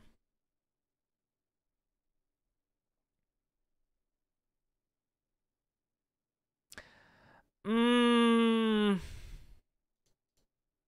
having a hard time with any of these joints, giving them higher than C tier. You think above canvas modulate? I think this one's probably more useful than this joint. Yeah, we got the groove joint. Anybody use joints exclusively in their project? This is where I've used them a few. I've used the dampening joint. I thought it was interesting. It had some usefulness, but I remember having to do some kind of clunky things with it. Could be used for a pinball game, but at the same time, like, this is where certain things I wouldn't physically, I personally, if I was making a pinball game, I wouldn't necessarily physically simulate a pinball shooting. I would probably do it just through code. I probably wouldn't actually make it physics. You've used them, but I don't really like the physics with them because you don't have enough control over it. Yeah. This is honestly a bit weird. I mean, if you need a node/class, you need it, right? On what biases do you rank them? We're ranking them based off of their just like general purpose usefulness. If they do have a niche use case, if they're really good at that niche use case, and someone comes into chat and says, oh my gosh, I used the dampening joint and it ended up making this backbone of this game that I loved a lot. And it was so helpful. I wouldn't have been able to make this game without that joint. But if they're also hard to use and niche, they're probably going to be lower on that thing.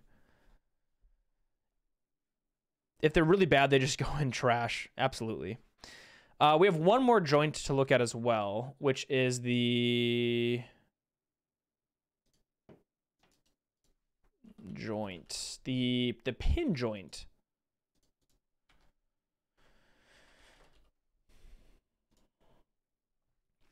The pin joint 2D, a physics joint that attaches two 2D physics bodies at a single point, allowing them to freely rotate. For example, a rigid body 2D can be attached to a static body 2D to create a pendulum or a seesaw. My cat just fell off of my, went rock climbing in my shelves. Thanks, Martin. What do we think about I guess the joints in general? Does anybody have any specific use case that says these joints are highly useful? They could be in a niche case. I could see them having uses and having them be useful. Maybe like that. Dampening, pin, the ball and socket joint. I don't know what this other one's called.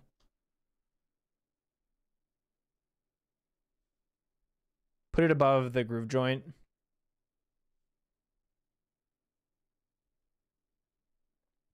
I think they're incredibly useful to help me fill out my C tier, to make the C tier look fuller. I think that for that purpose, joints are great to help me fill out my C tier.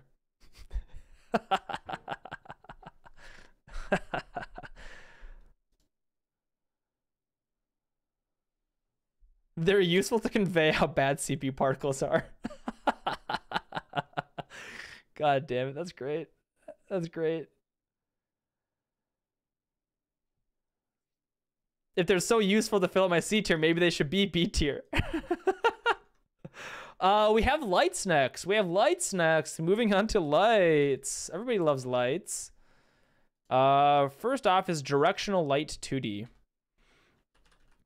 Directional light 2D.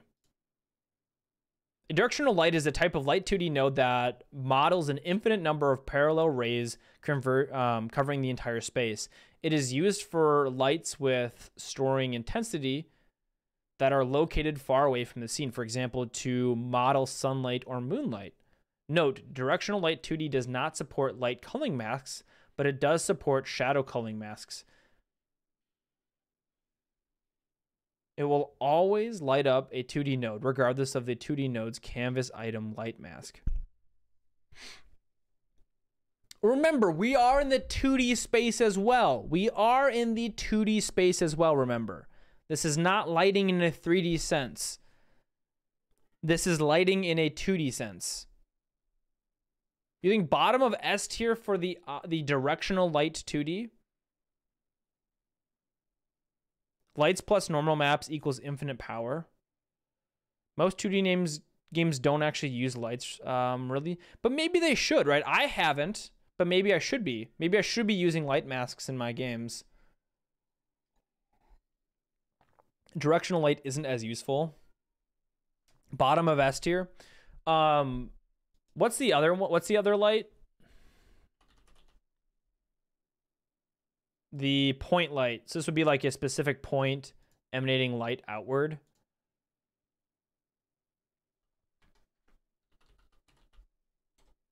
Point light. I'll be honest, I haven't used these very much. Cast lights in a 2D environment. This light shape is defined by usually a grayscale texture. Lights can serve as masks. They're powerful. I should be using them. Okay. Point light is much cooler. 2D games that use lights, well, are really pretty. Well, everything is better with good lighting. True. Point light's S tier. All right, point light, which is this one. S tier. Where in S tier? Where in S tier do we like it?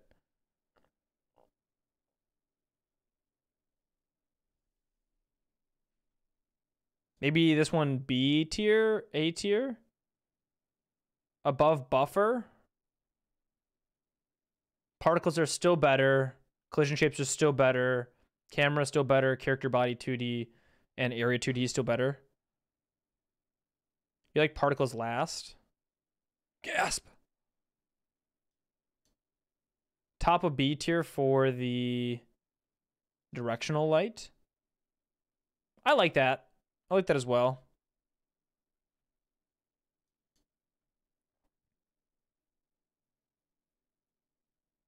That's fine for me. You think collision shape should be last in S tier?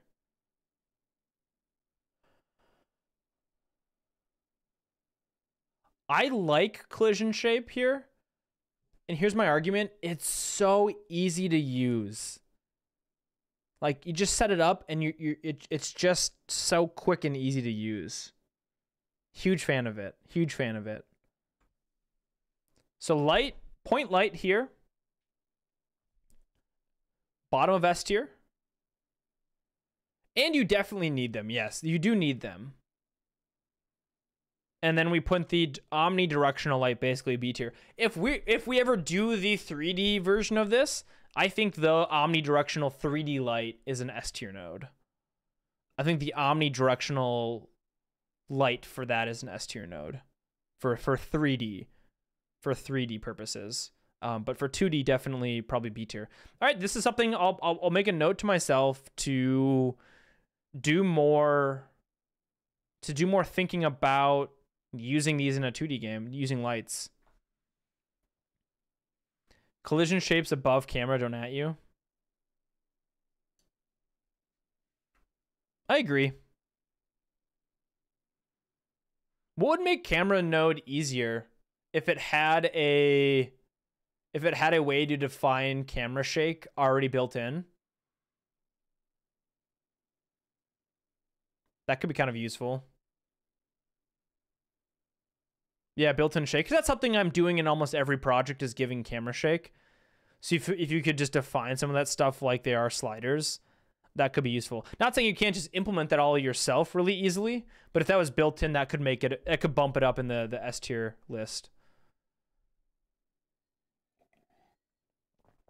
But a lot of stuff like that, I believe Godot decides to leave to you. Because you can just implement it with 2 lines of code. Yes. I am always in for saving lines of code. Up next is the line 2D node. Line 2D node. I think line 2D is either low-end S tier or high-end A tier.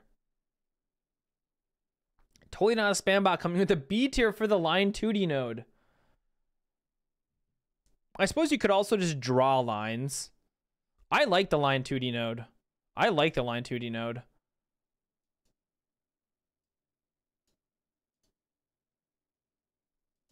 You can give it a width curve. You can tell it's capping the joints. You can tell it the bordering. You can give it the actual type of texture you're going to be doing, which could be an animated texture as well, right? Can't you animate this? Atlas, mesh, and yeah, animated texture. You could have animated textures for them.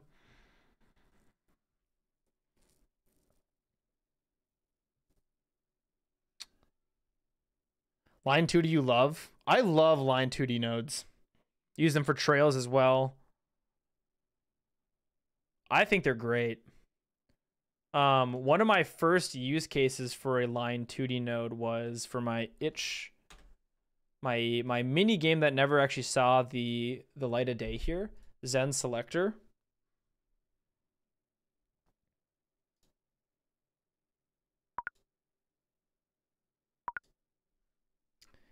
I learned how to use them because I was trying to connect these nodes together. And you can click and drag, and these are Line 2D nodes. But you could also use a draw call to draw lines as well. Like the Line 2D just makes that really easy to do. Let's get a few more on here so I can show you a satisfying. If we do multiples, we can pop it. Ready?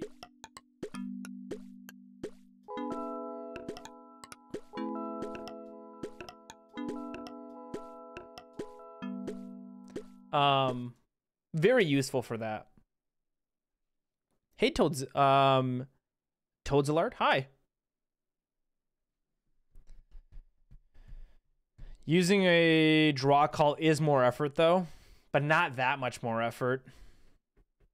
It's not that, like, it's pretty easy to use a draw call. Line 2D node points are local, which is sometimes painful. A tier for you?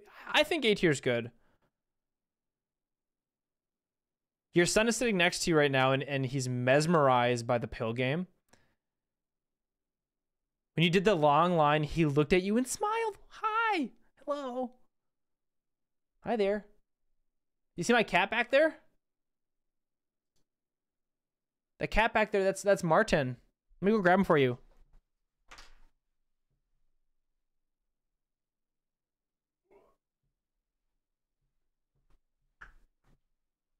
This is my cat, Martin. Say hi. No? Ow, ow, ow. Are you just gonna stand there?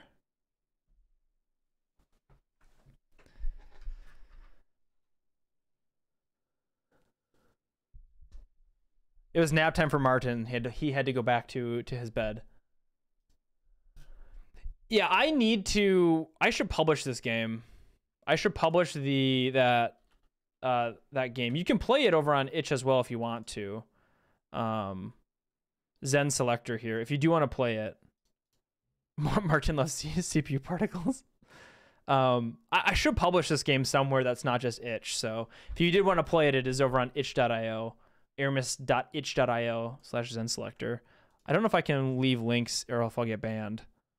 Looks like I can leave links. There you go. If you do want to play it, and your kid wants to see you pop stuff on the screen very peacefully like that, there you go. So we think top of A tier. Top of A tier. We have collision shapes, rigid bodies in there, static bodies. I think maybe like middle. Maybe middle.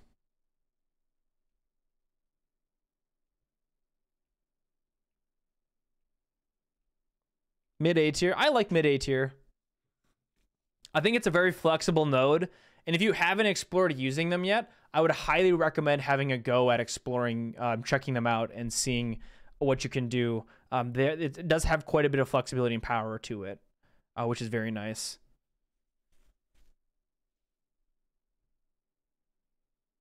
A bit unfair for the poor little Line 2D, but you understand. You want it higher? I like it a lot. It's one of those nodes where I'm like, I want to draw some lines together. I'm like, oh, perfect. Line 2D. There we go. I do like it as well. It's incredibly easy to use. It's incredibly easy to use.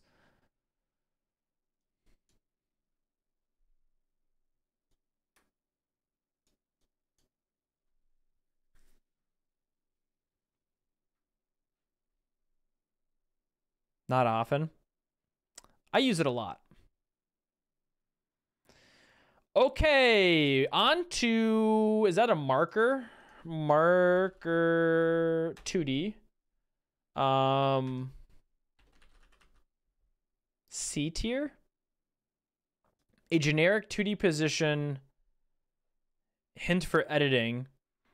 It's like a plain node 2D, but it displays as a cross in the 2D editor at all times. You can set the cross visual by using the gizmo in the 2D editor while the node is selected. C tier? C tier? It's just Node 2D but worse. It's not Node 2D but worse. It is technically Node 2D but better. It is technically Node 2D but better. Right? Theoretically, it's just better than Node 2D.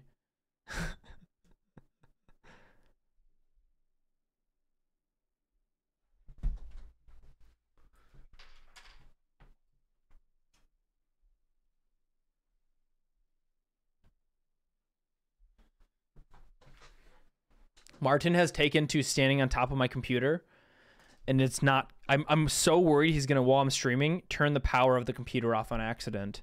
I'm very worried about it because it shoots out warm air. He knows it gets my attention. All right, bottom of the B tier.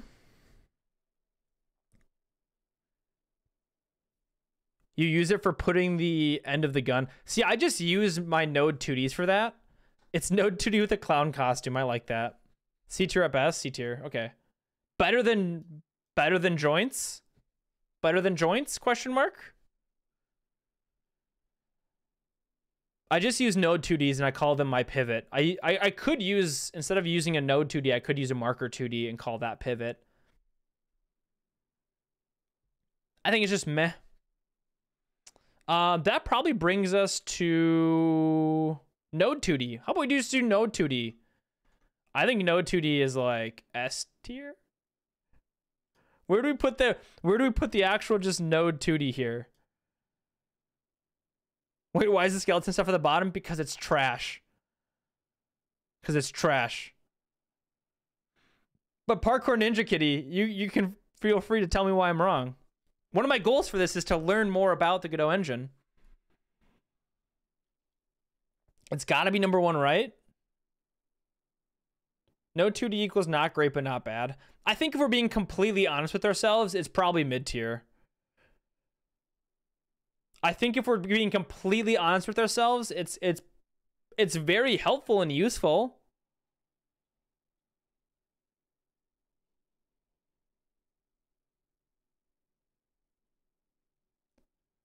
First in the S tier since it's object-oriented program, since everything else inherits from it. But the reason the other things are higher than it, I think by definition it should be the middle. By definition it should be the middle because there's going to be all these things inherit from it. So it enables the stuff above it and it enables the stuff below it. So it should be the average 2D node should be Node 2D. Tell me I'm wrong. Tell me I'm wrong. It's nice for organizing stuff and scenes and stuff, but it doesn't have a lot of functionality. So it should be the average, which in this case is our B tier. Am I based? Did I hear someone say I'm based? Right? Everything above it, it allows everything above it to exist, and it allows everything below it to exist. So it should be the average. Which average right now might mean like here. So what do we have? 1, 2, 3, 4, 5, 6. 15, and then we have 3, 8. Yeah, probably top of B tier.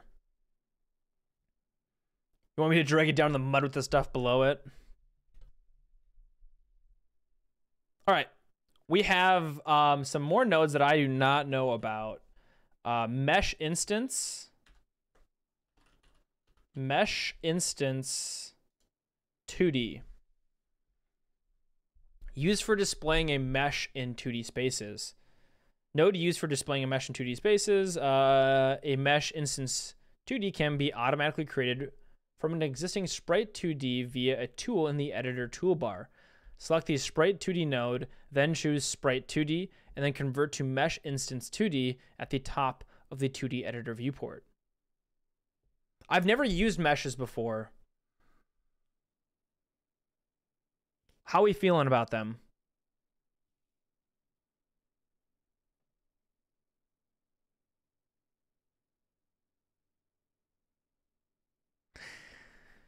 F tier? No, not F tier. It's better for shaders. We have a group of things for shaders. Better for shaders to do deforming stuff.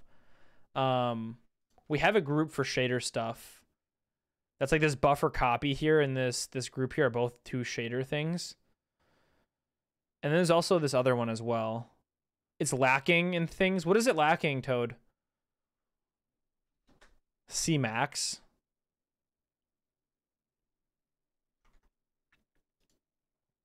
A resource that contains vertex array-based geometry.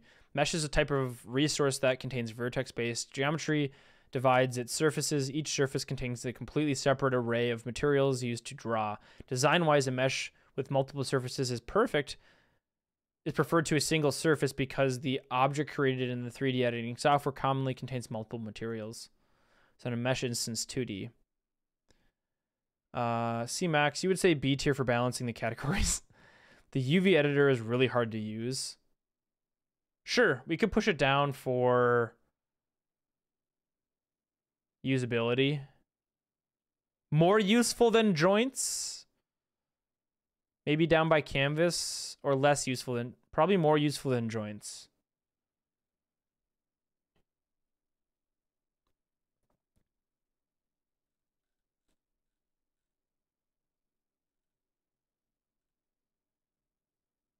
Top of C tier. Maybe a little higher than this one. Than the whatchamacallit. Okay, let's do the next one. Add a mesh instance 2D node. Multi-mesh 2D node.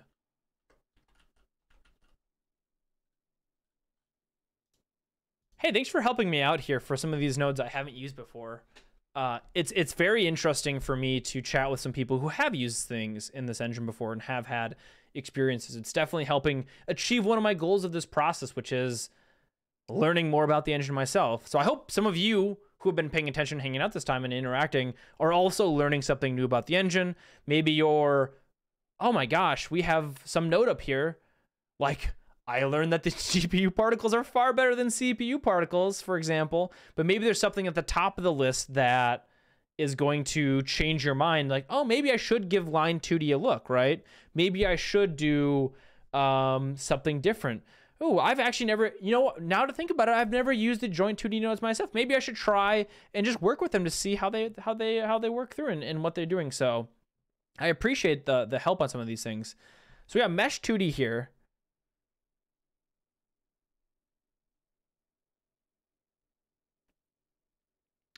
Multi-mesh instance 2D is a specialized node to instance a multi-mesh resource in 2D. Usage is the same multi-mesh instance 3D. Is that just having multi-mesh is the GOAT in 3D, but less useful in 2D as well? Sure. Mesh nodes are awesome, but the way they work with weight and all is a bit lacking. Could totally replace Spine 2D or Live 2D with some work.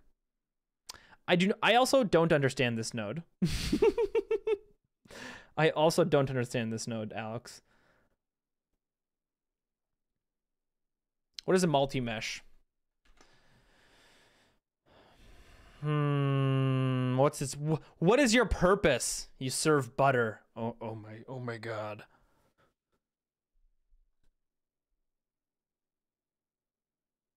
It's specifically for a multi-mesh resource. So multi-meshes provide low-level mesh instancing.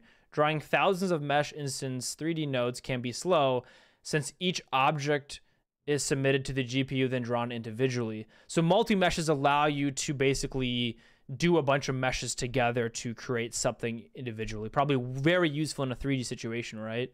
Where you're having a bunch of different meshes on something, and you might want to just have them all be kind of one together.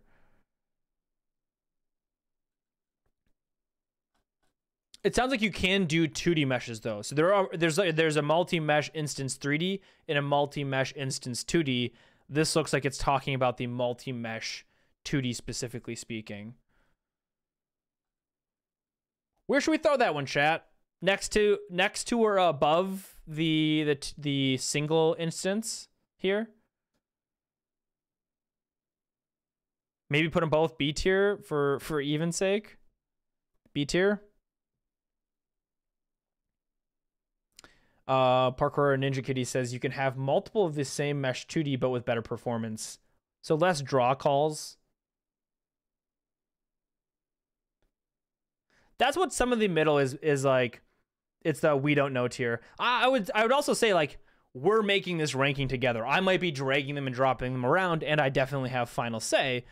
But you can see I've been working with a lot of you as well who have used some of these nodes before to help me pick where these things could go.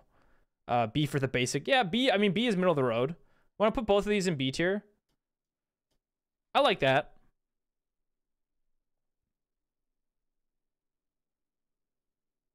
Above the single, because the single, this basically just says then you can do some more performance with them. Elo says meshes are really useful in 2D, but in 3D I believe they're not useful. Interesting. We'll call it B tier. Anybody have any disagreements? People have used them and been like, yeah, these things are actually really powerful. I don't know if I agree YOLO, but I think 3D they're probably pretty useful. Oh, you meant the opposite. Sorry, yes. Okay, you meant the opposite. You meant to say that they're really useful in 3D, but less useful in 2D. Gotcha. We all paused. I was like,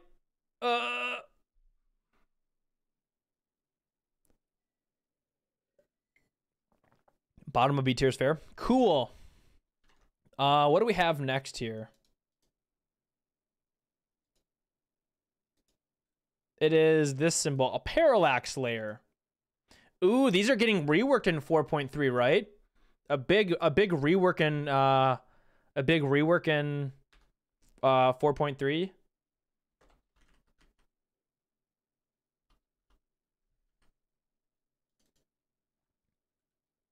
F tier? Why do we hate F tier? A parallax layer must be the child of a parallax layer background node. Each parallax layer can be set to move at a different speed relative to the camera's movement or the parallax background scroll offset value. The node's children will be affected by its scroll offset. Note, any changes to this node's position and scale made after it enters the scene will be ignored. Oh, that might be it right there. We have a few people saying F tier. I always write your own shader for that because I don't like the API. AJR says A tier. Alex says, yeah, it should be put in F tier till it's like an A tier tile map node. Parallaxes are nice for all sorts of games. Yeah, but they don't really work right. So they're just a little clunky. Parallax itself, so yeah, that's a good distinction to make, Zaft. Parallaxing itself is very useful for giving depth to 2D scenes. People in chat are saying specifically the parallax node, the parallax layer itself, less than useful.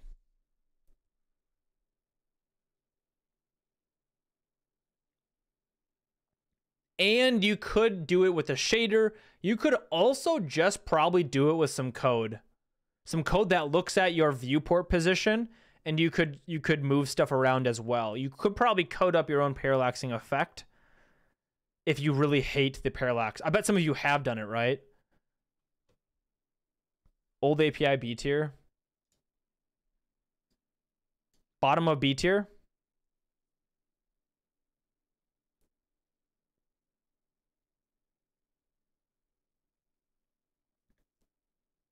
Let's go C tier. C tier with the asterisks of it's being top of C tier with the asterisks of being it's being reworked in the 4.3.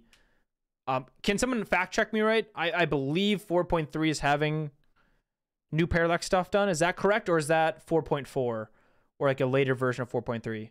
I don't want to misspeak there necessarily. You think so? Experimental in 4.3. Okay, cool. Cool. Thanks for fact checking. So yes.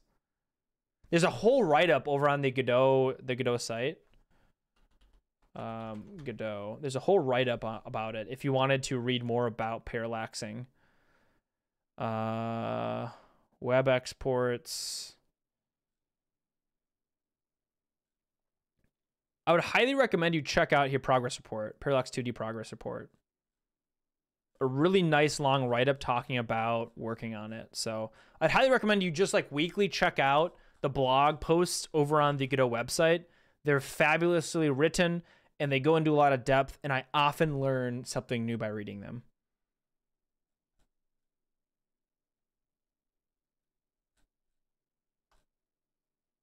Cool. We went with, oops. Top of C tier. Now we'll go into, I think these are paths. Wait. Oh, this is the light node. This is the light occluder node. Occluder, is that the right word? That sounds like a dirty word. Occluder.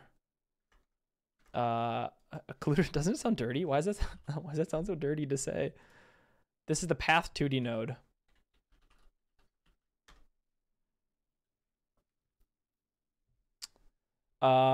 Contains a curved 2D path for path follow nodes to follow. Can have a path follow 2D child node moved along the curve. See path follow 2D for more information on usage. The path is considered as relative to the movement node. As such, the curve should usually start at a vector of 0.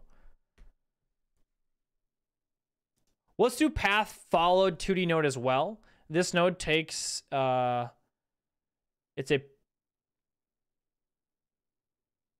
this node takes its parent path 2D and returns the coordinates of a point within it given a distance from the first vertex. It is useful for making other nodes follow a path without coding the movement pattern. For that, the node must be a child of this node. The descendant nodes will be moved accordingly when setting this progress in this node. Path to, because imagine a world where you want to have a path that does this really weird thing, right? Even call it a racetrack, right? Call it a racetrack. And you want to have a racing node, and you can then have another node that just follows this path along this path. Doing this same operation without the path could be really challenging. Or waypoints, or doing, even just having something follow a curve like this. Oops. Having something just follow like a simple curve and go back and forth on this curve could be kind of like from this point to that point along a curve. Could be like a little bit more effort for our brains to use.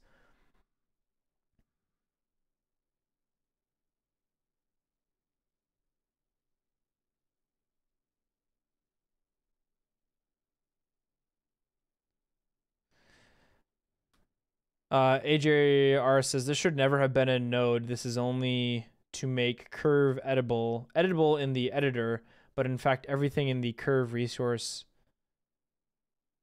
but a resource is not enough to make the editor able to edit with the handles so they may edit a node.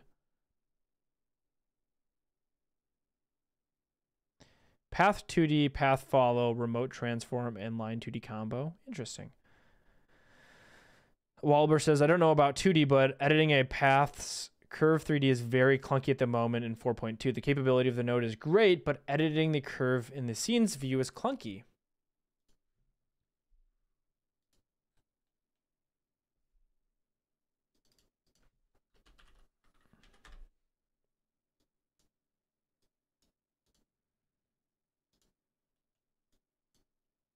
How do we do it?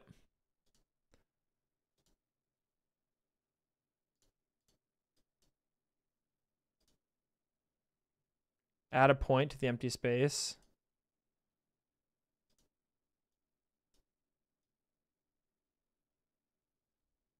So you could change the point like that. Could add another point. Add another point, and then change to this button.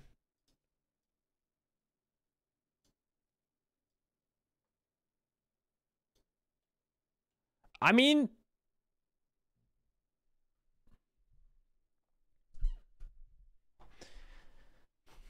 paths would be for AI that you want to follow specific points necessarily.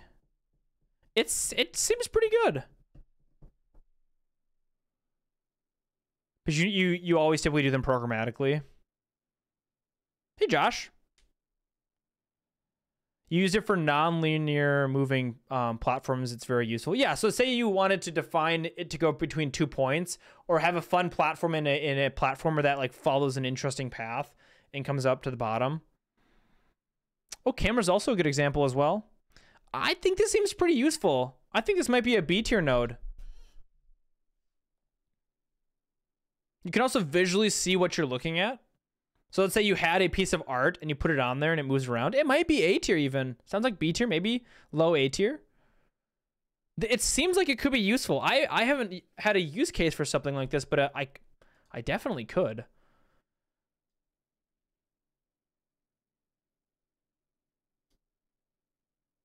Where's the path follow? What does that one look like? That has a little arrow at the end. Oh no, I don't have an icon for that.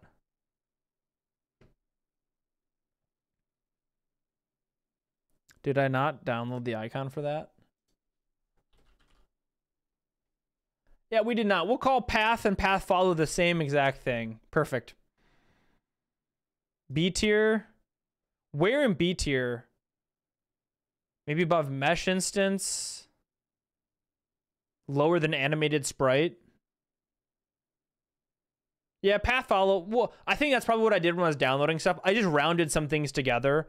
Like I don't have a rigid, we don't have the bone, physics bone. We just have rigid body here. So we just move them together. Cool. The next one is, we should have done this light. This is a light occluder. Light occluder, if I'm saying that correctly. Again, sounds a little dirty. Light occluder. S tier. Isn't it interesting how clear some of these decisions have become? Isn't it interesting? I find it very interesting as we've worked our way through this. Certain things you'll just have a gut reaction and say, well, relative to everything else, yeah, for what we've picked, like it helps to say, well, relative to some other nodes here, once we've kind of worked through a lot of these nodes, it becomes a little bit easier. I find that very fascinating, that as like initially we had rough definitions for things, but as we started to refine our heuristics and refine our categories and start putting stuff, we could make relative decisions. Kind of interesting. I think light occluders are pretty freaking helpful. It occludes the light cast by light 2D cast shadows. The light occluder 2D must be provided with a occluder polygon 2D in order for the shadow to be computed. A tier for you. This is how we get definitions, right? Question for the next node, can we have a vote? What's the next node? Is this the polygon 2D? I can't control the polls in this channel. We'd have to have somebody else create a poll for us if we wanted to. You think A tier? Where do we put the other lights? Maybe we put it next to light. Next to light. We're doing it as a very it is like more of a democracy where you just get to shout your opinions into the wind. Below particles.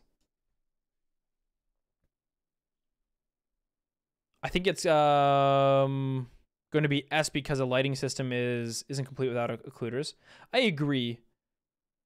Below particles. Well, how would you do that without light? It would be very...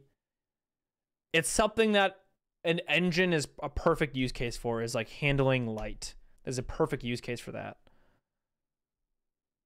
Lights are still useful without them, but you can make some really stunning looking things with the use of them. I like that as well.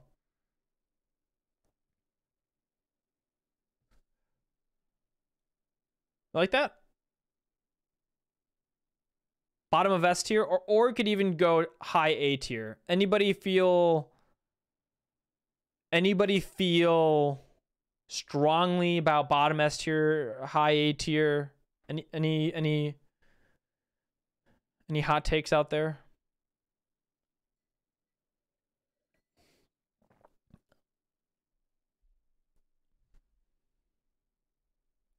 All right. Thanks, Josh. Next up, I wonder what Mr. Liptic's going to think of this one. Geometry node. Why can't I find it? Is this geometry node? Is it polygon node? It's not. Yeah, polygon 2D. The polygon 2D node.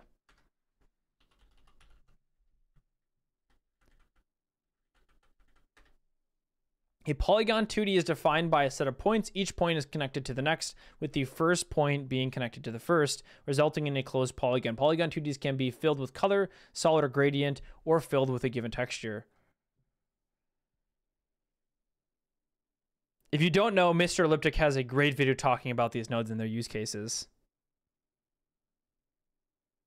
You can anti-alias them. You can apparently give them bones. Huh?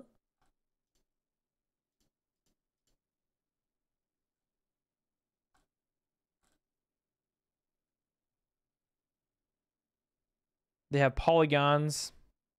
You can do a bunch of math with them.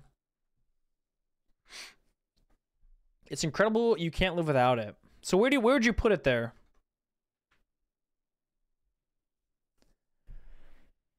I think you're probably gonna say S tier somewhere, but like realistically thinking, where do we put it in? S tier or A tier? I think the big use case, Mr. Elliptic, is from watching your video, is you can do a lot of geometry math using the polygon node to do stuff that allows you to, like, without this node, it would be very challenging to do some of, like, math is a strong word, but doing like overlapping things and taking bytes. If you have a square, taking a circle byte out of the square, stuff like that you can do with a polygon node that would probably be very hard to do without it. Is that correct? Is that a correct summation of the video that you made? Also, feel free to link that video too if you want. Yeah, God, dear for Mr. Elliptic. But realistically speaking, if we're going to line it up in the S tier, we got area 2D, character 2D, collision, polygon, camera, light, GPU particles, and light occluder.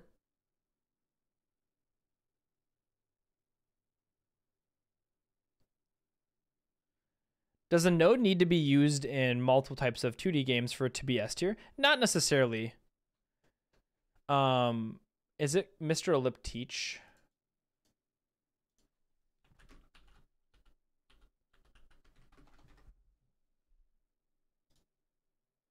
Did you put it onto this channel? 8 hours. Oh, this is your Mr. Elliptic. Do you not have Mr. Elliptic Teach linked here? Here it is.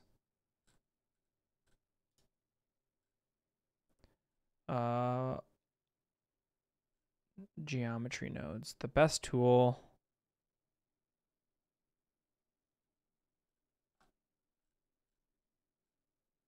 Here, the best class. The most underrated is the geometry class. Though, so geometry, is this using the polygon class as well? Is this the video? There you go. Hey guys, in my latest... Yeah, so it's using both the polygon node, but then the geometry node to do more math with it. So you see this tank, you can then like shoot. Let me find the part where you're shooting it.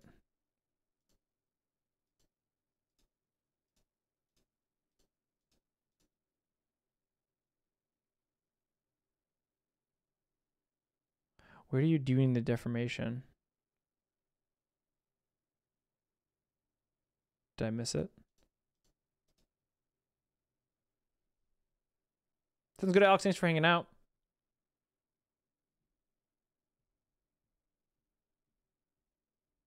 The geometry 2D is not a node, though. Sure.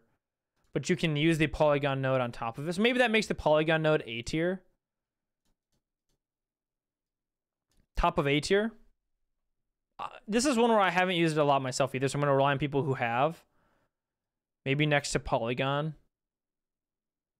It looks pleasing to be next to it. They look compatible.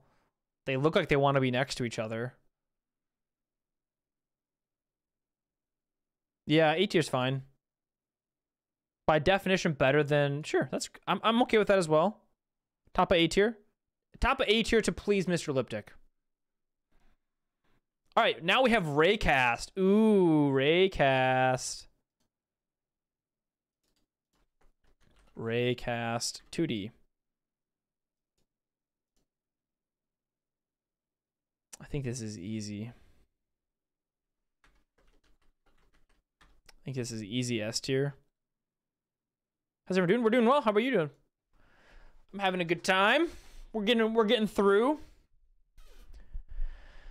Raycast represents a ray from its origin to its target position that finds the closest collision object 2D along its path. If it intersects any, this is used for a lot of things, such as Raycast 2D can ignore objects by adding them to an exception list, by making its detection reporting ignore area 2Ds, or physics bodies 2Ds, or by configuring physics layers. Raycast 2D calculates intersections every physics frame, and it holds the results until the next physics frame. For an immediate raycast, or if you want to configure Raycast 2D multiple times with the same physics frame, use force raycast update. To sweep over a region of 2D space, you can approximate the region with the multiple raycast 2Ds, or use a shapecast 2D.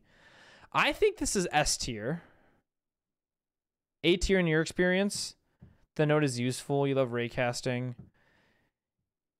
You don't need the node, but the built-in visualization and setup is pretty cool. I think it's an S tier. I think S tier. I think S tier is where I'm going to put it.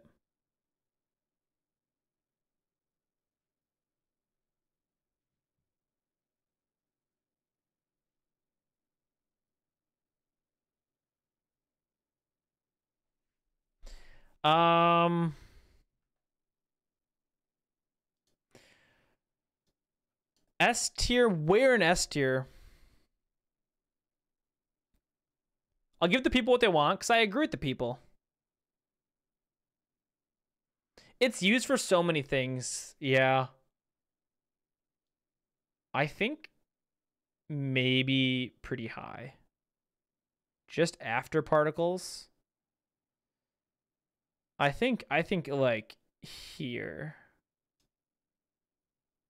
I think here. In between collision shape and camera. I agree, Mr. Liptic. I think they're very, very useful. I think they're very useful.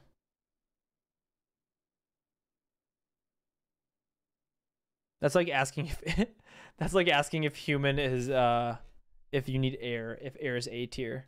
Yeah, you need air. I think if you haven't used Raycast, you should check them out in your next project where you're doing anything with like collision areas and shapes and stuff like that. They're very, very helpful. I like that. I like that quite a bit. What is this one here? Right, what are you? What are you? What year is it? Remote transform 2D. That's a node.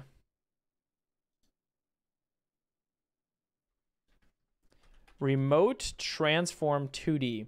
Remote transform 2D pushes its own transform 2D to another node 2D derived node called the remote node in the scene.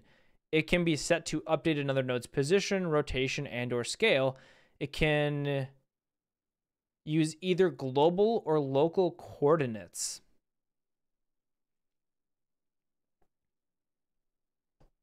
I've never used it.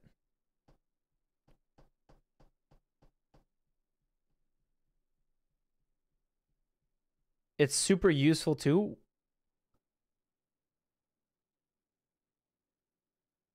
I used it exactly once and forgot it existed. It sounds useful, but it does sound useful. I usually like, I do this in code. I say too local and too global. In combination with path follow, for example. You use it for follow path.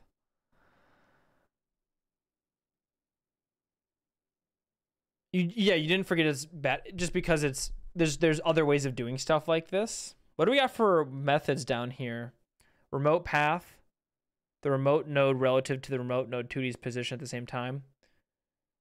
If true, the remote node's position is updated. Update rotation, update scale. So you specify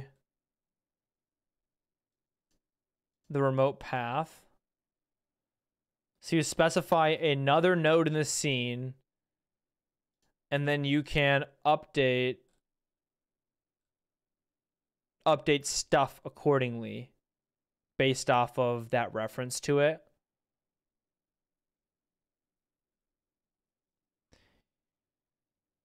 It's useful to attach things without having to reparent them, for example. Oh, that is cool.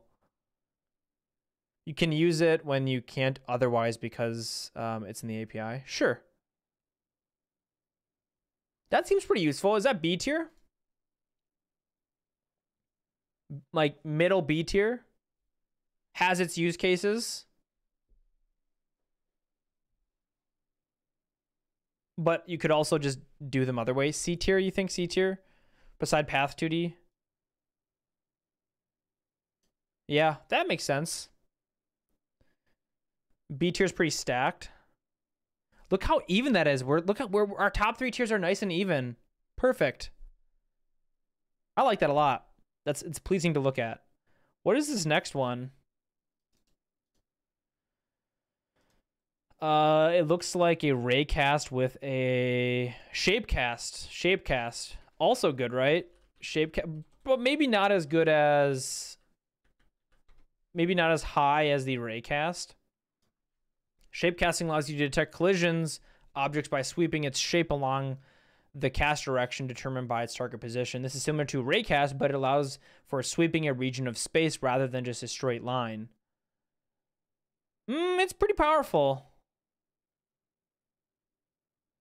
That's pretty powerful, right? Logically, shapecast would be near raycast. I agree.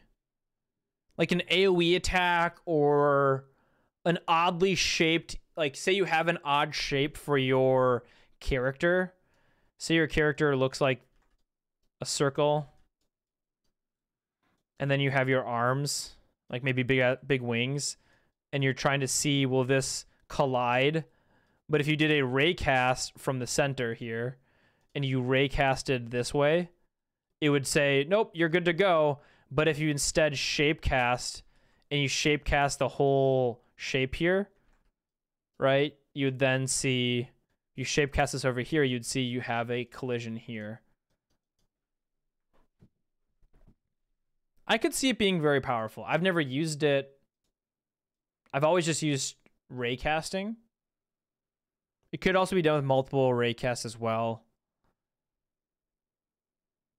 Its performance would be better than hundreds of raycasts in GD, but maybe not if you did like a handful. Hey, thanks for following the Godot channel as well. Yeah, if you're enjoying the stream here, there are more Godot streamers taking over this. I know they're setting up. I know Mr. Elliptic is tomorrow, and there is in talks for other people, part of your favorite streamers as well, to be taking over this channel as well. So make sure you follow the Godot channel, and you can be notified when cool streamers come live, like Mr. Elliptic tomorrow.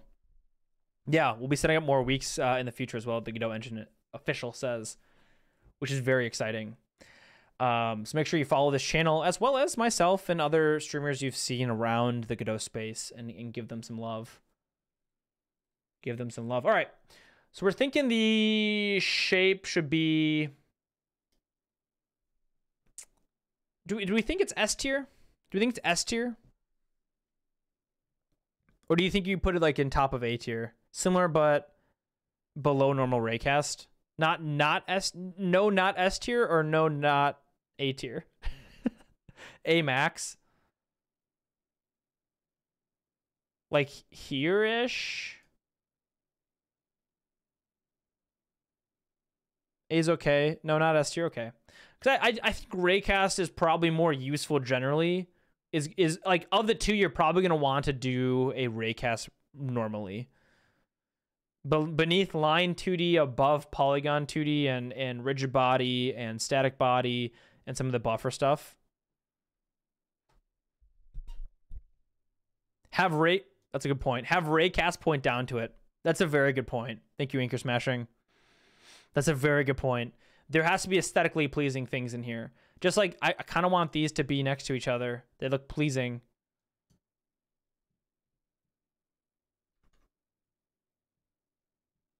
Rigid body would be C tier if it weren't for Jotson.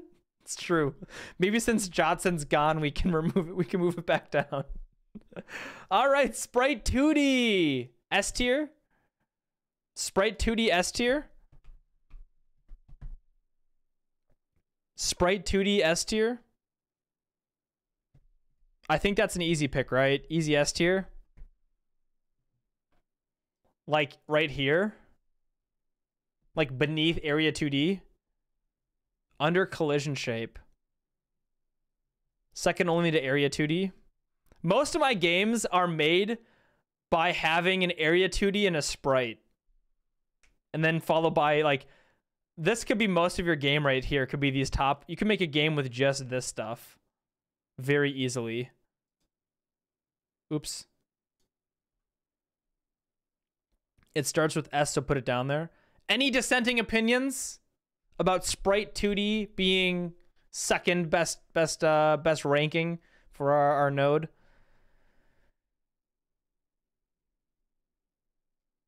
You feel above area. You think it's number one? You think it's number one? Oh no, no! There, we fixed it. We fixed it. We fixed it. I like this. I like this being here. 2D nodes need 2D visuals unless you're using polygons like Mr. Elliptic. Sure. Fair enough. I like it where it is. I think one of the things I like about Area 2D so much, why I like Area 2D being first, is because of the signals it gives you. The signals that the Area 2D give you can just allow you to do so much.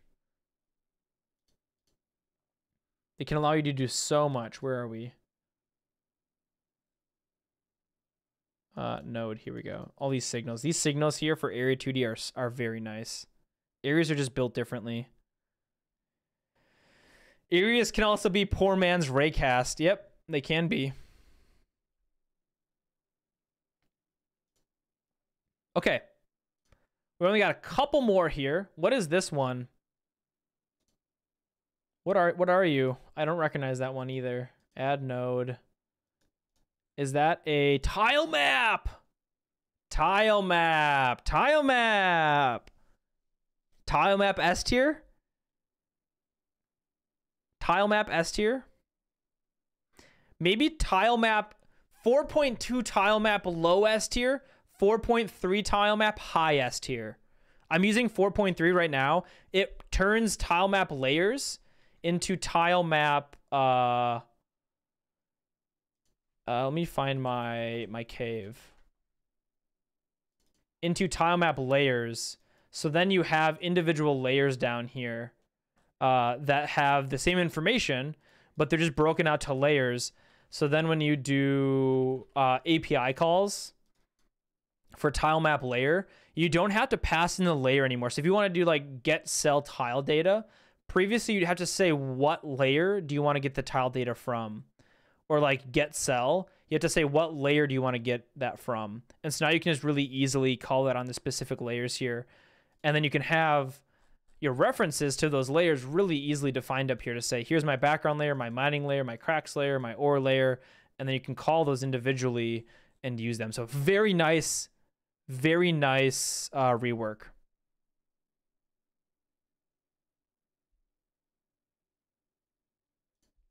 I do use them. I just don't remember that is what they are. Yeah, I'm a phony. You think tile map is A tier? You definitely can do stuff without tile map. I might agree with that.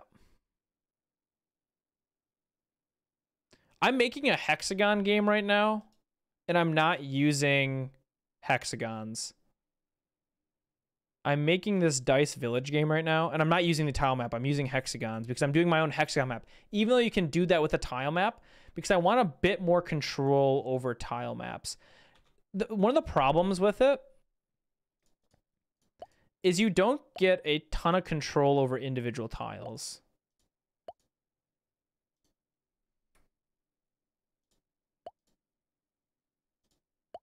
Like you do and don't, and it can be a bit clunky to use. By definition, because it does so much for you, it is so effective, tile maps are. It does a lot for you, but at the end of the day, it does take a learning curve to get used to. And like auto tiling is nice. The editor is very helpful and useful. I'm having a hard one. I like low end S tier, but I also think A tier could be a decent option.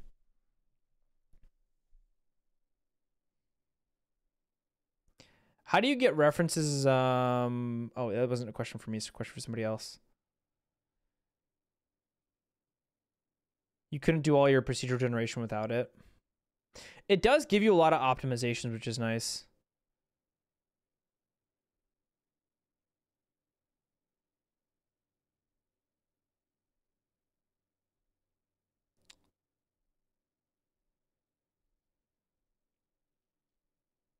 Can't you use scenes for tiles in Godot 4? Seems pretty powerful, but I haven't ever used it. I do think so. I think you could. That might be a good use case for me to do that.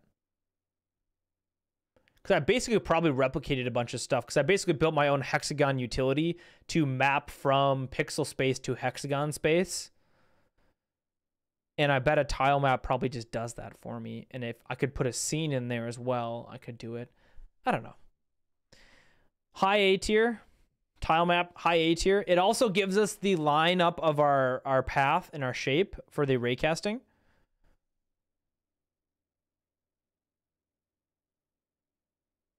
High A tier.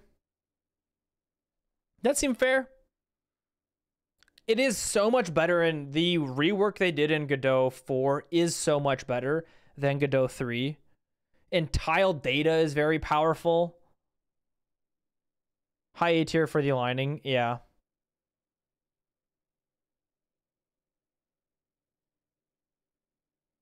Tile map from Godot 3 is F.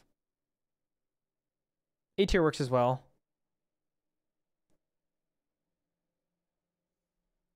I think it's just the UI could be better, but it's like if you do have feedback and you do want them to change specific things, if you go to the contributors of the Godot and make a suggestion in a ticket, I would suggest you give them an idea of the problem you're facing, the issue you have with the UI UX, and then maybe make a suggestion of how you think for you it could work better. Also knowing that it's a challenging thing to probably put into easy UI UX and have it be flexible for any number of use cases. But if you do have feedback for how any of these nodes could be used, you can make you could even make the changes yourself. You could fork Godot, make the change yourself, and then try to get it put into the actual engine yourself. But again, if you're going to submit them, try to make it more verbose about talking about your problem, the thing you're facing, the challenge you have, your use case. The more information you put into a GitHub ticket, I don't know if that's the right wording for that, the more likely somebody will be to understand your problem. An issue, thank you, an issue. The next one is a touchscreen button 2D. We are in the wrong project. Add a touchscreen button 2D. I've never used these myself. Touchscreen buttons allow you to create on-screen buttons for the touch device. It's intended for gameplay use, such as unit you have to touch to move. Unlike buttons, touchscreen buttons support multi-touch out of the box. Several touchscreen buttons can be pressed at the same time with the touch input. This node inherits from node 2D. Unlike the control nodes, you cannot set anchors on it. If you want to create menus or user interfaces, you may want to use the button node instead. To make button nodes react to touch events, you can enable the emulate mouse option in your project settings. You can configure touchscreen buttons to be visible only on touch devices, helping you develop your game both for desktop and mobile devices. That seems pretty useful. You've never used it, but I guess it would wanted you could use it for mobile games, and it would be very helpful there. The non-touch grass button.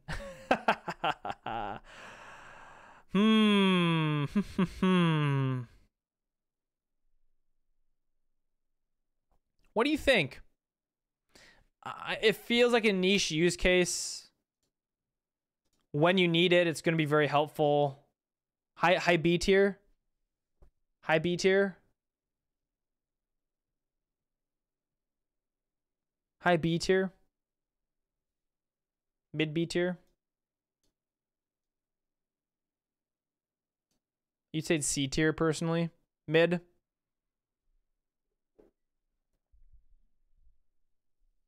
I haven't used it. Anybody use them and enjoy them? You think lowest C tier? Above parallaxing. We'll do above parallaxing since people seem to really not like parallaxing. These last two are visual notification nodes.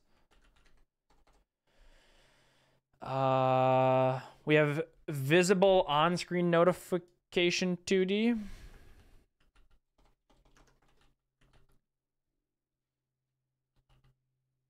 I think these are probably going to be mid-tier as well. Visible. Why can't I spell? Visible on-screen notifier. A visible on-screen enabler 2D represents a rectangular region of 2D space. When any part of this region becomes visible on the screen or in a viewport, it will emit a screen entered signal, and likewise, it will emit a screen exited signal when no part of it remains visible.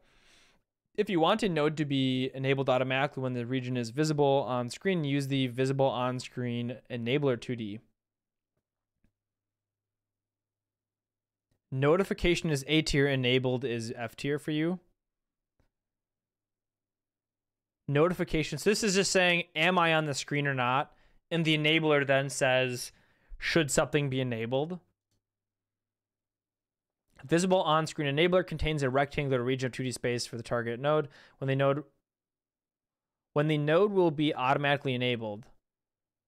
When any part of this region becomes visible on the screen and automatically disabled, this can be, for example, be used to activate enemies when the player approaches them. I could see this being very helpful. So we want this one to be like high A tier. And this one to be like C tier. We're in here. Maybe above the shader stuff.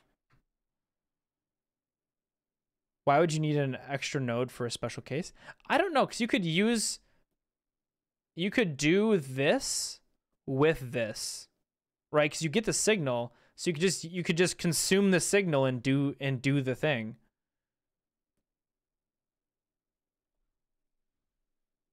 What is that top tier S tier? This is Area 2D. Area 2D is the top S tier, followed by the Sprite 2D. That is all of them. That is all the ones I decided to rank. Again, we were doing the... Oh, notifier is the exclamation point? Sorry. Is that correct?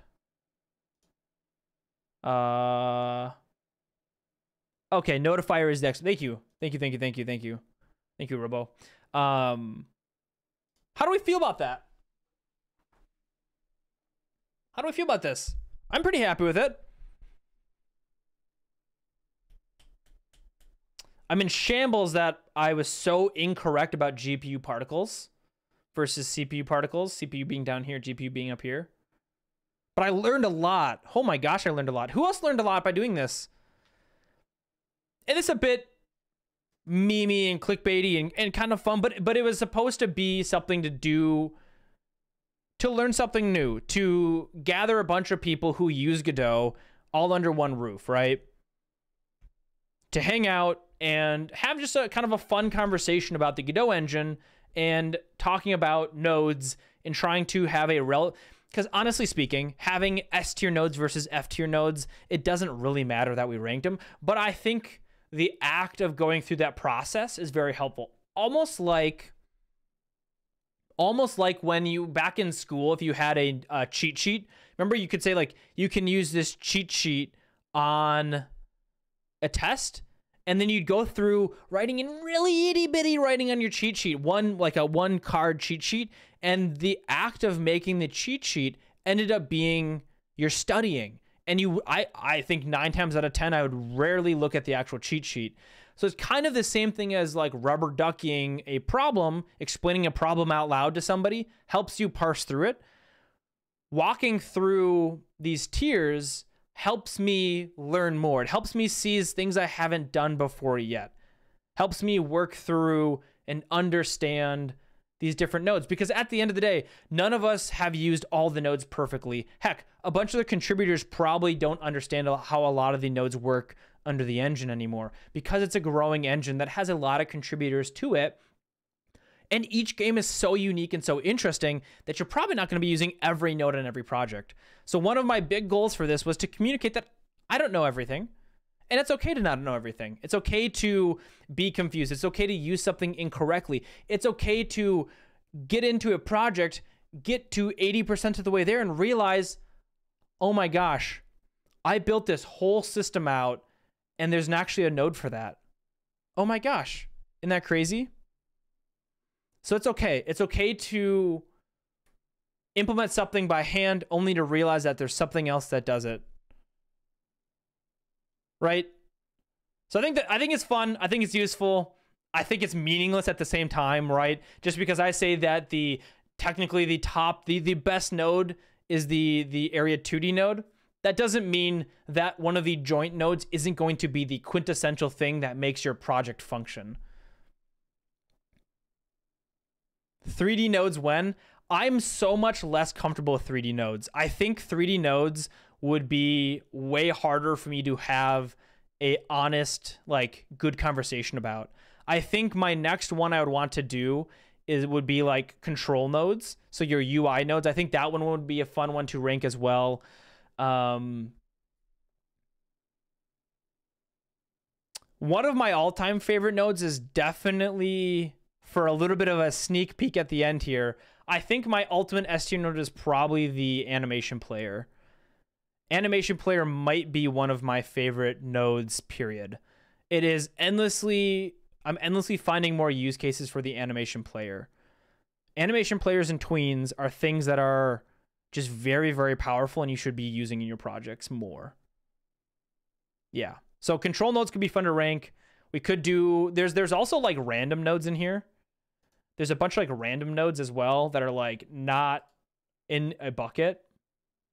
It's like 2D node has a nice bucket, control node has a nice bucket, and 3D node has a nice bucket. But there's also these like other nodes down here that are like not necessarily a part of these don't roll up to node 2D. You think animation players overrated? Them are fighting words. I do think tweens are more useful than an animation player, but to each their own. Anyways, I'll publish this over somewhere. Maybe I can save and download this. Go 2D nodes, rating, download image. If you wanted to go ahead and rate them yourself, you could. If you have something you think is different, that's awesome. Again, follow this stream. Tomorrow is going to be Mr. Elliptic. I am Aramis everywhere. Twitter, I'm the Aramis. Apparently, there's another Aramis on Twitter who I think is either a previous version of myself that I've completely forgot how to log into or something. So the Aramis on Twitter, Aramis over on Twitch. I typically stream Monday through Friday about 11 a.m. Central Time. So a couple hours before this normally. And it's been a blast. Thank you so much to Godot for putting this on and having Godot creators come out and do it. I am infinitely blown away how powerful GPU particles are versus CPU particles. I just cannot thank you much for telling me how wrong I am. And I want you to know it's okay to be wrong. It's okay to make mistakes.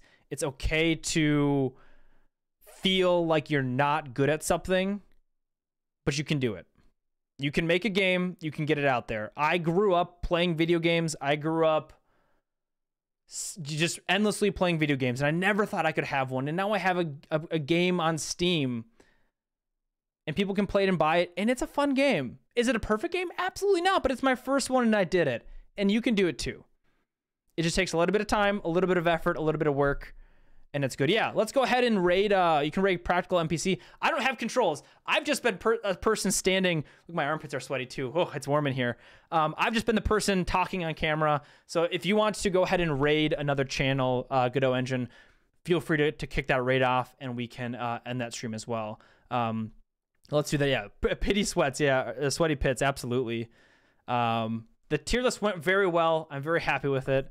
Until next time, I've been Aramis. I've been Aramis.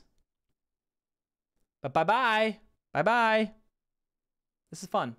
This is cool. I was more nervous for this to happen. So we'll see you later. See you in the next one.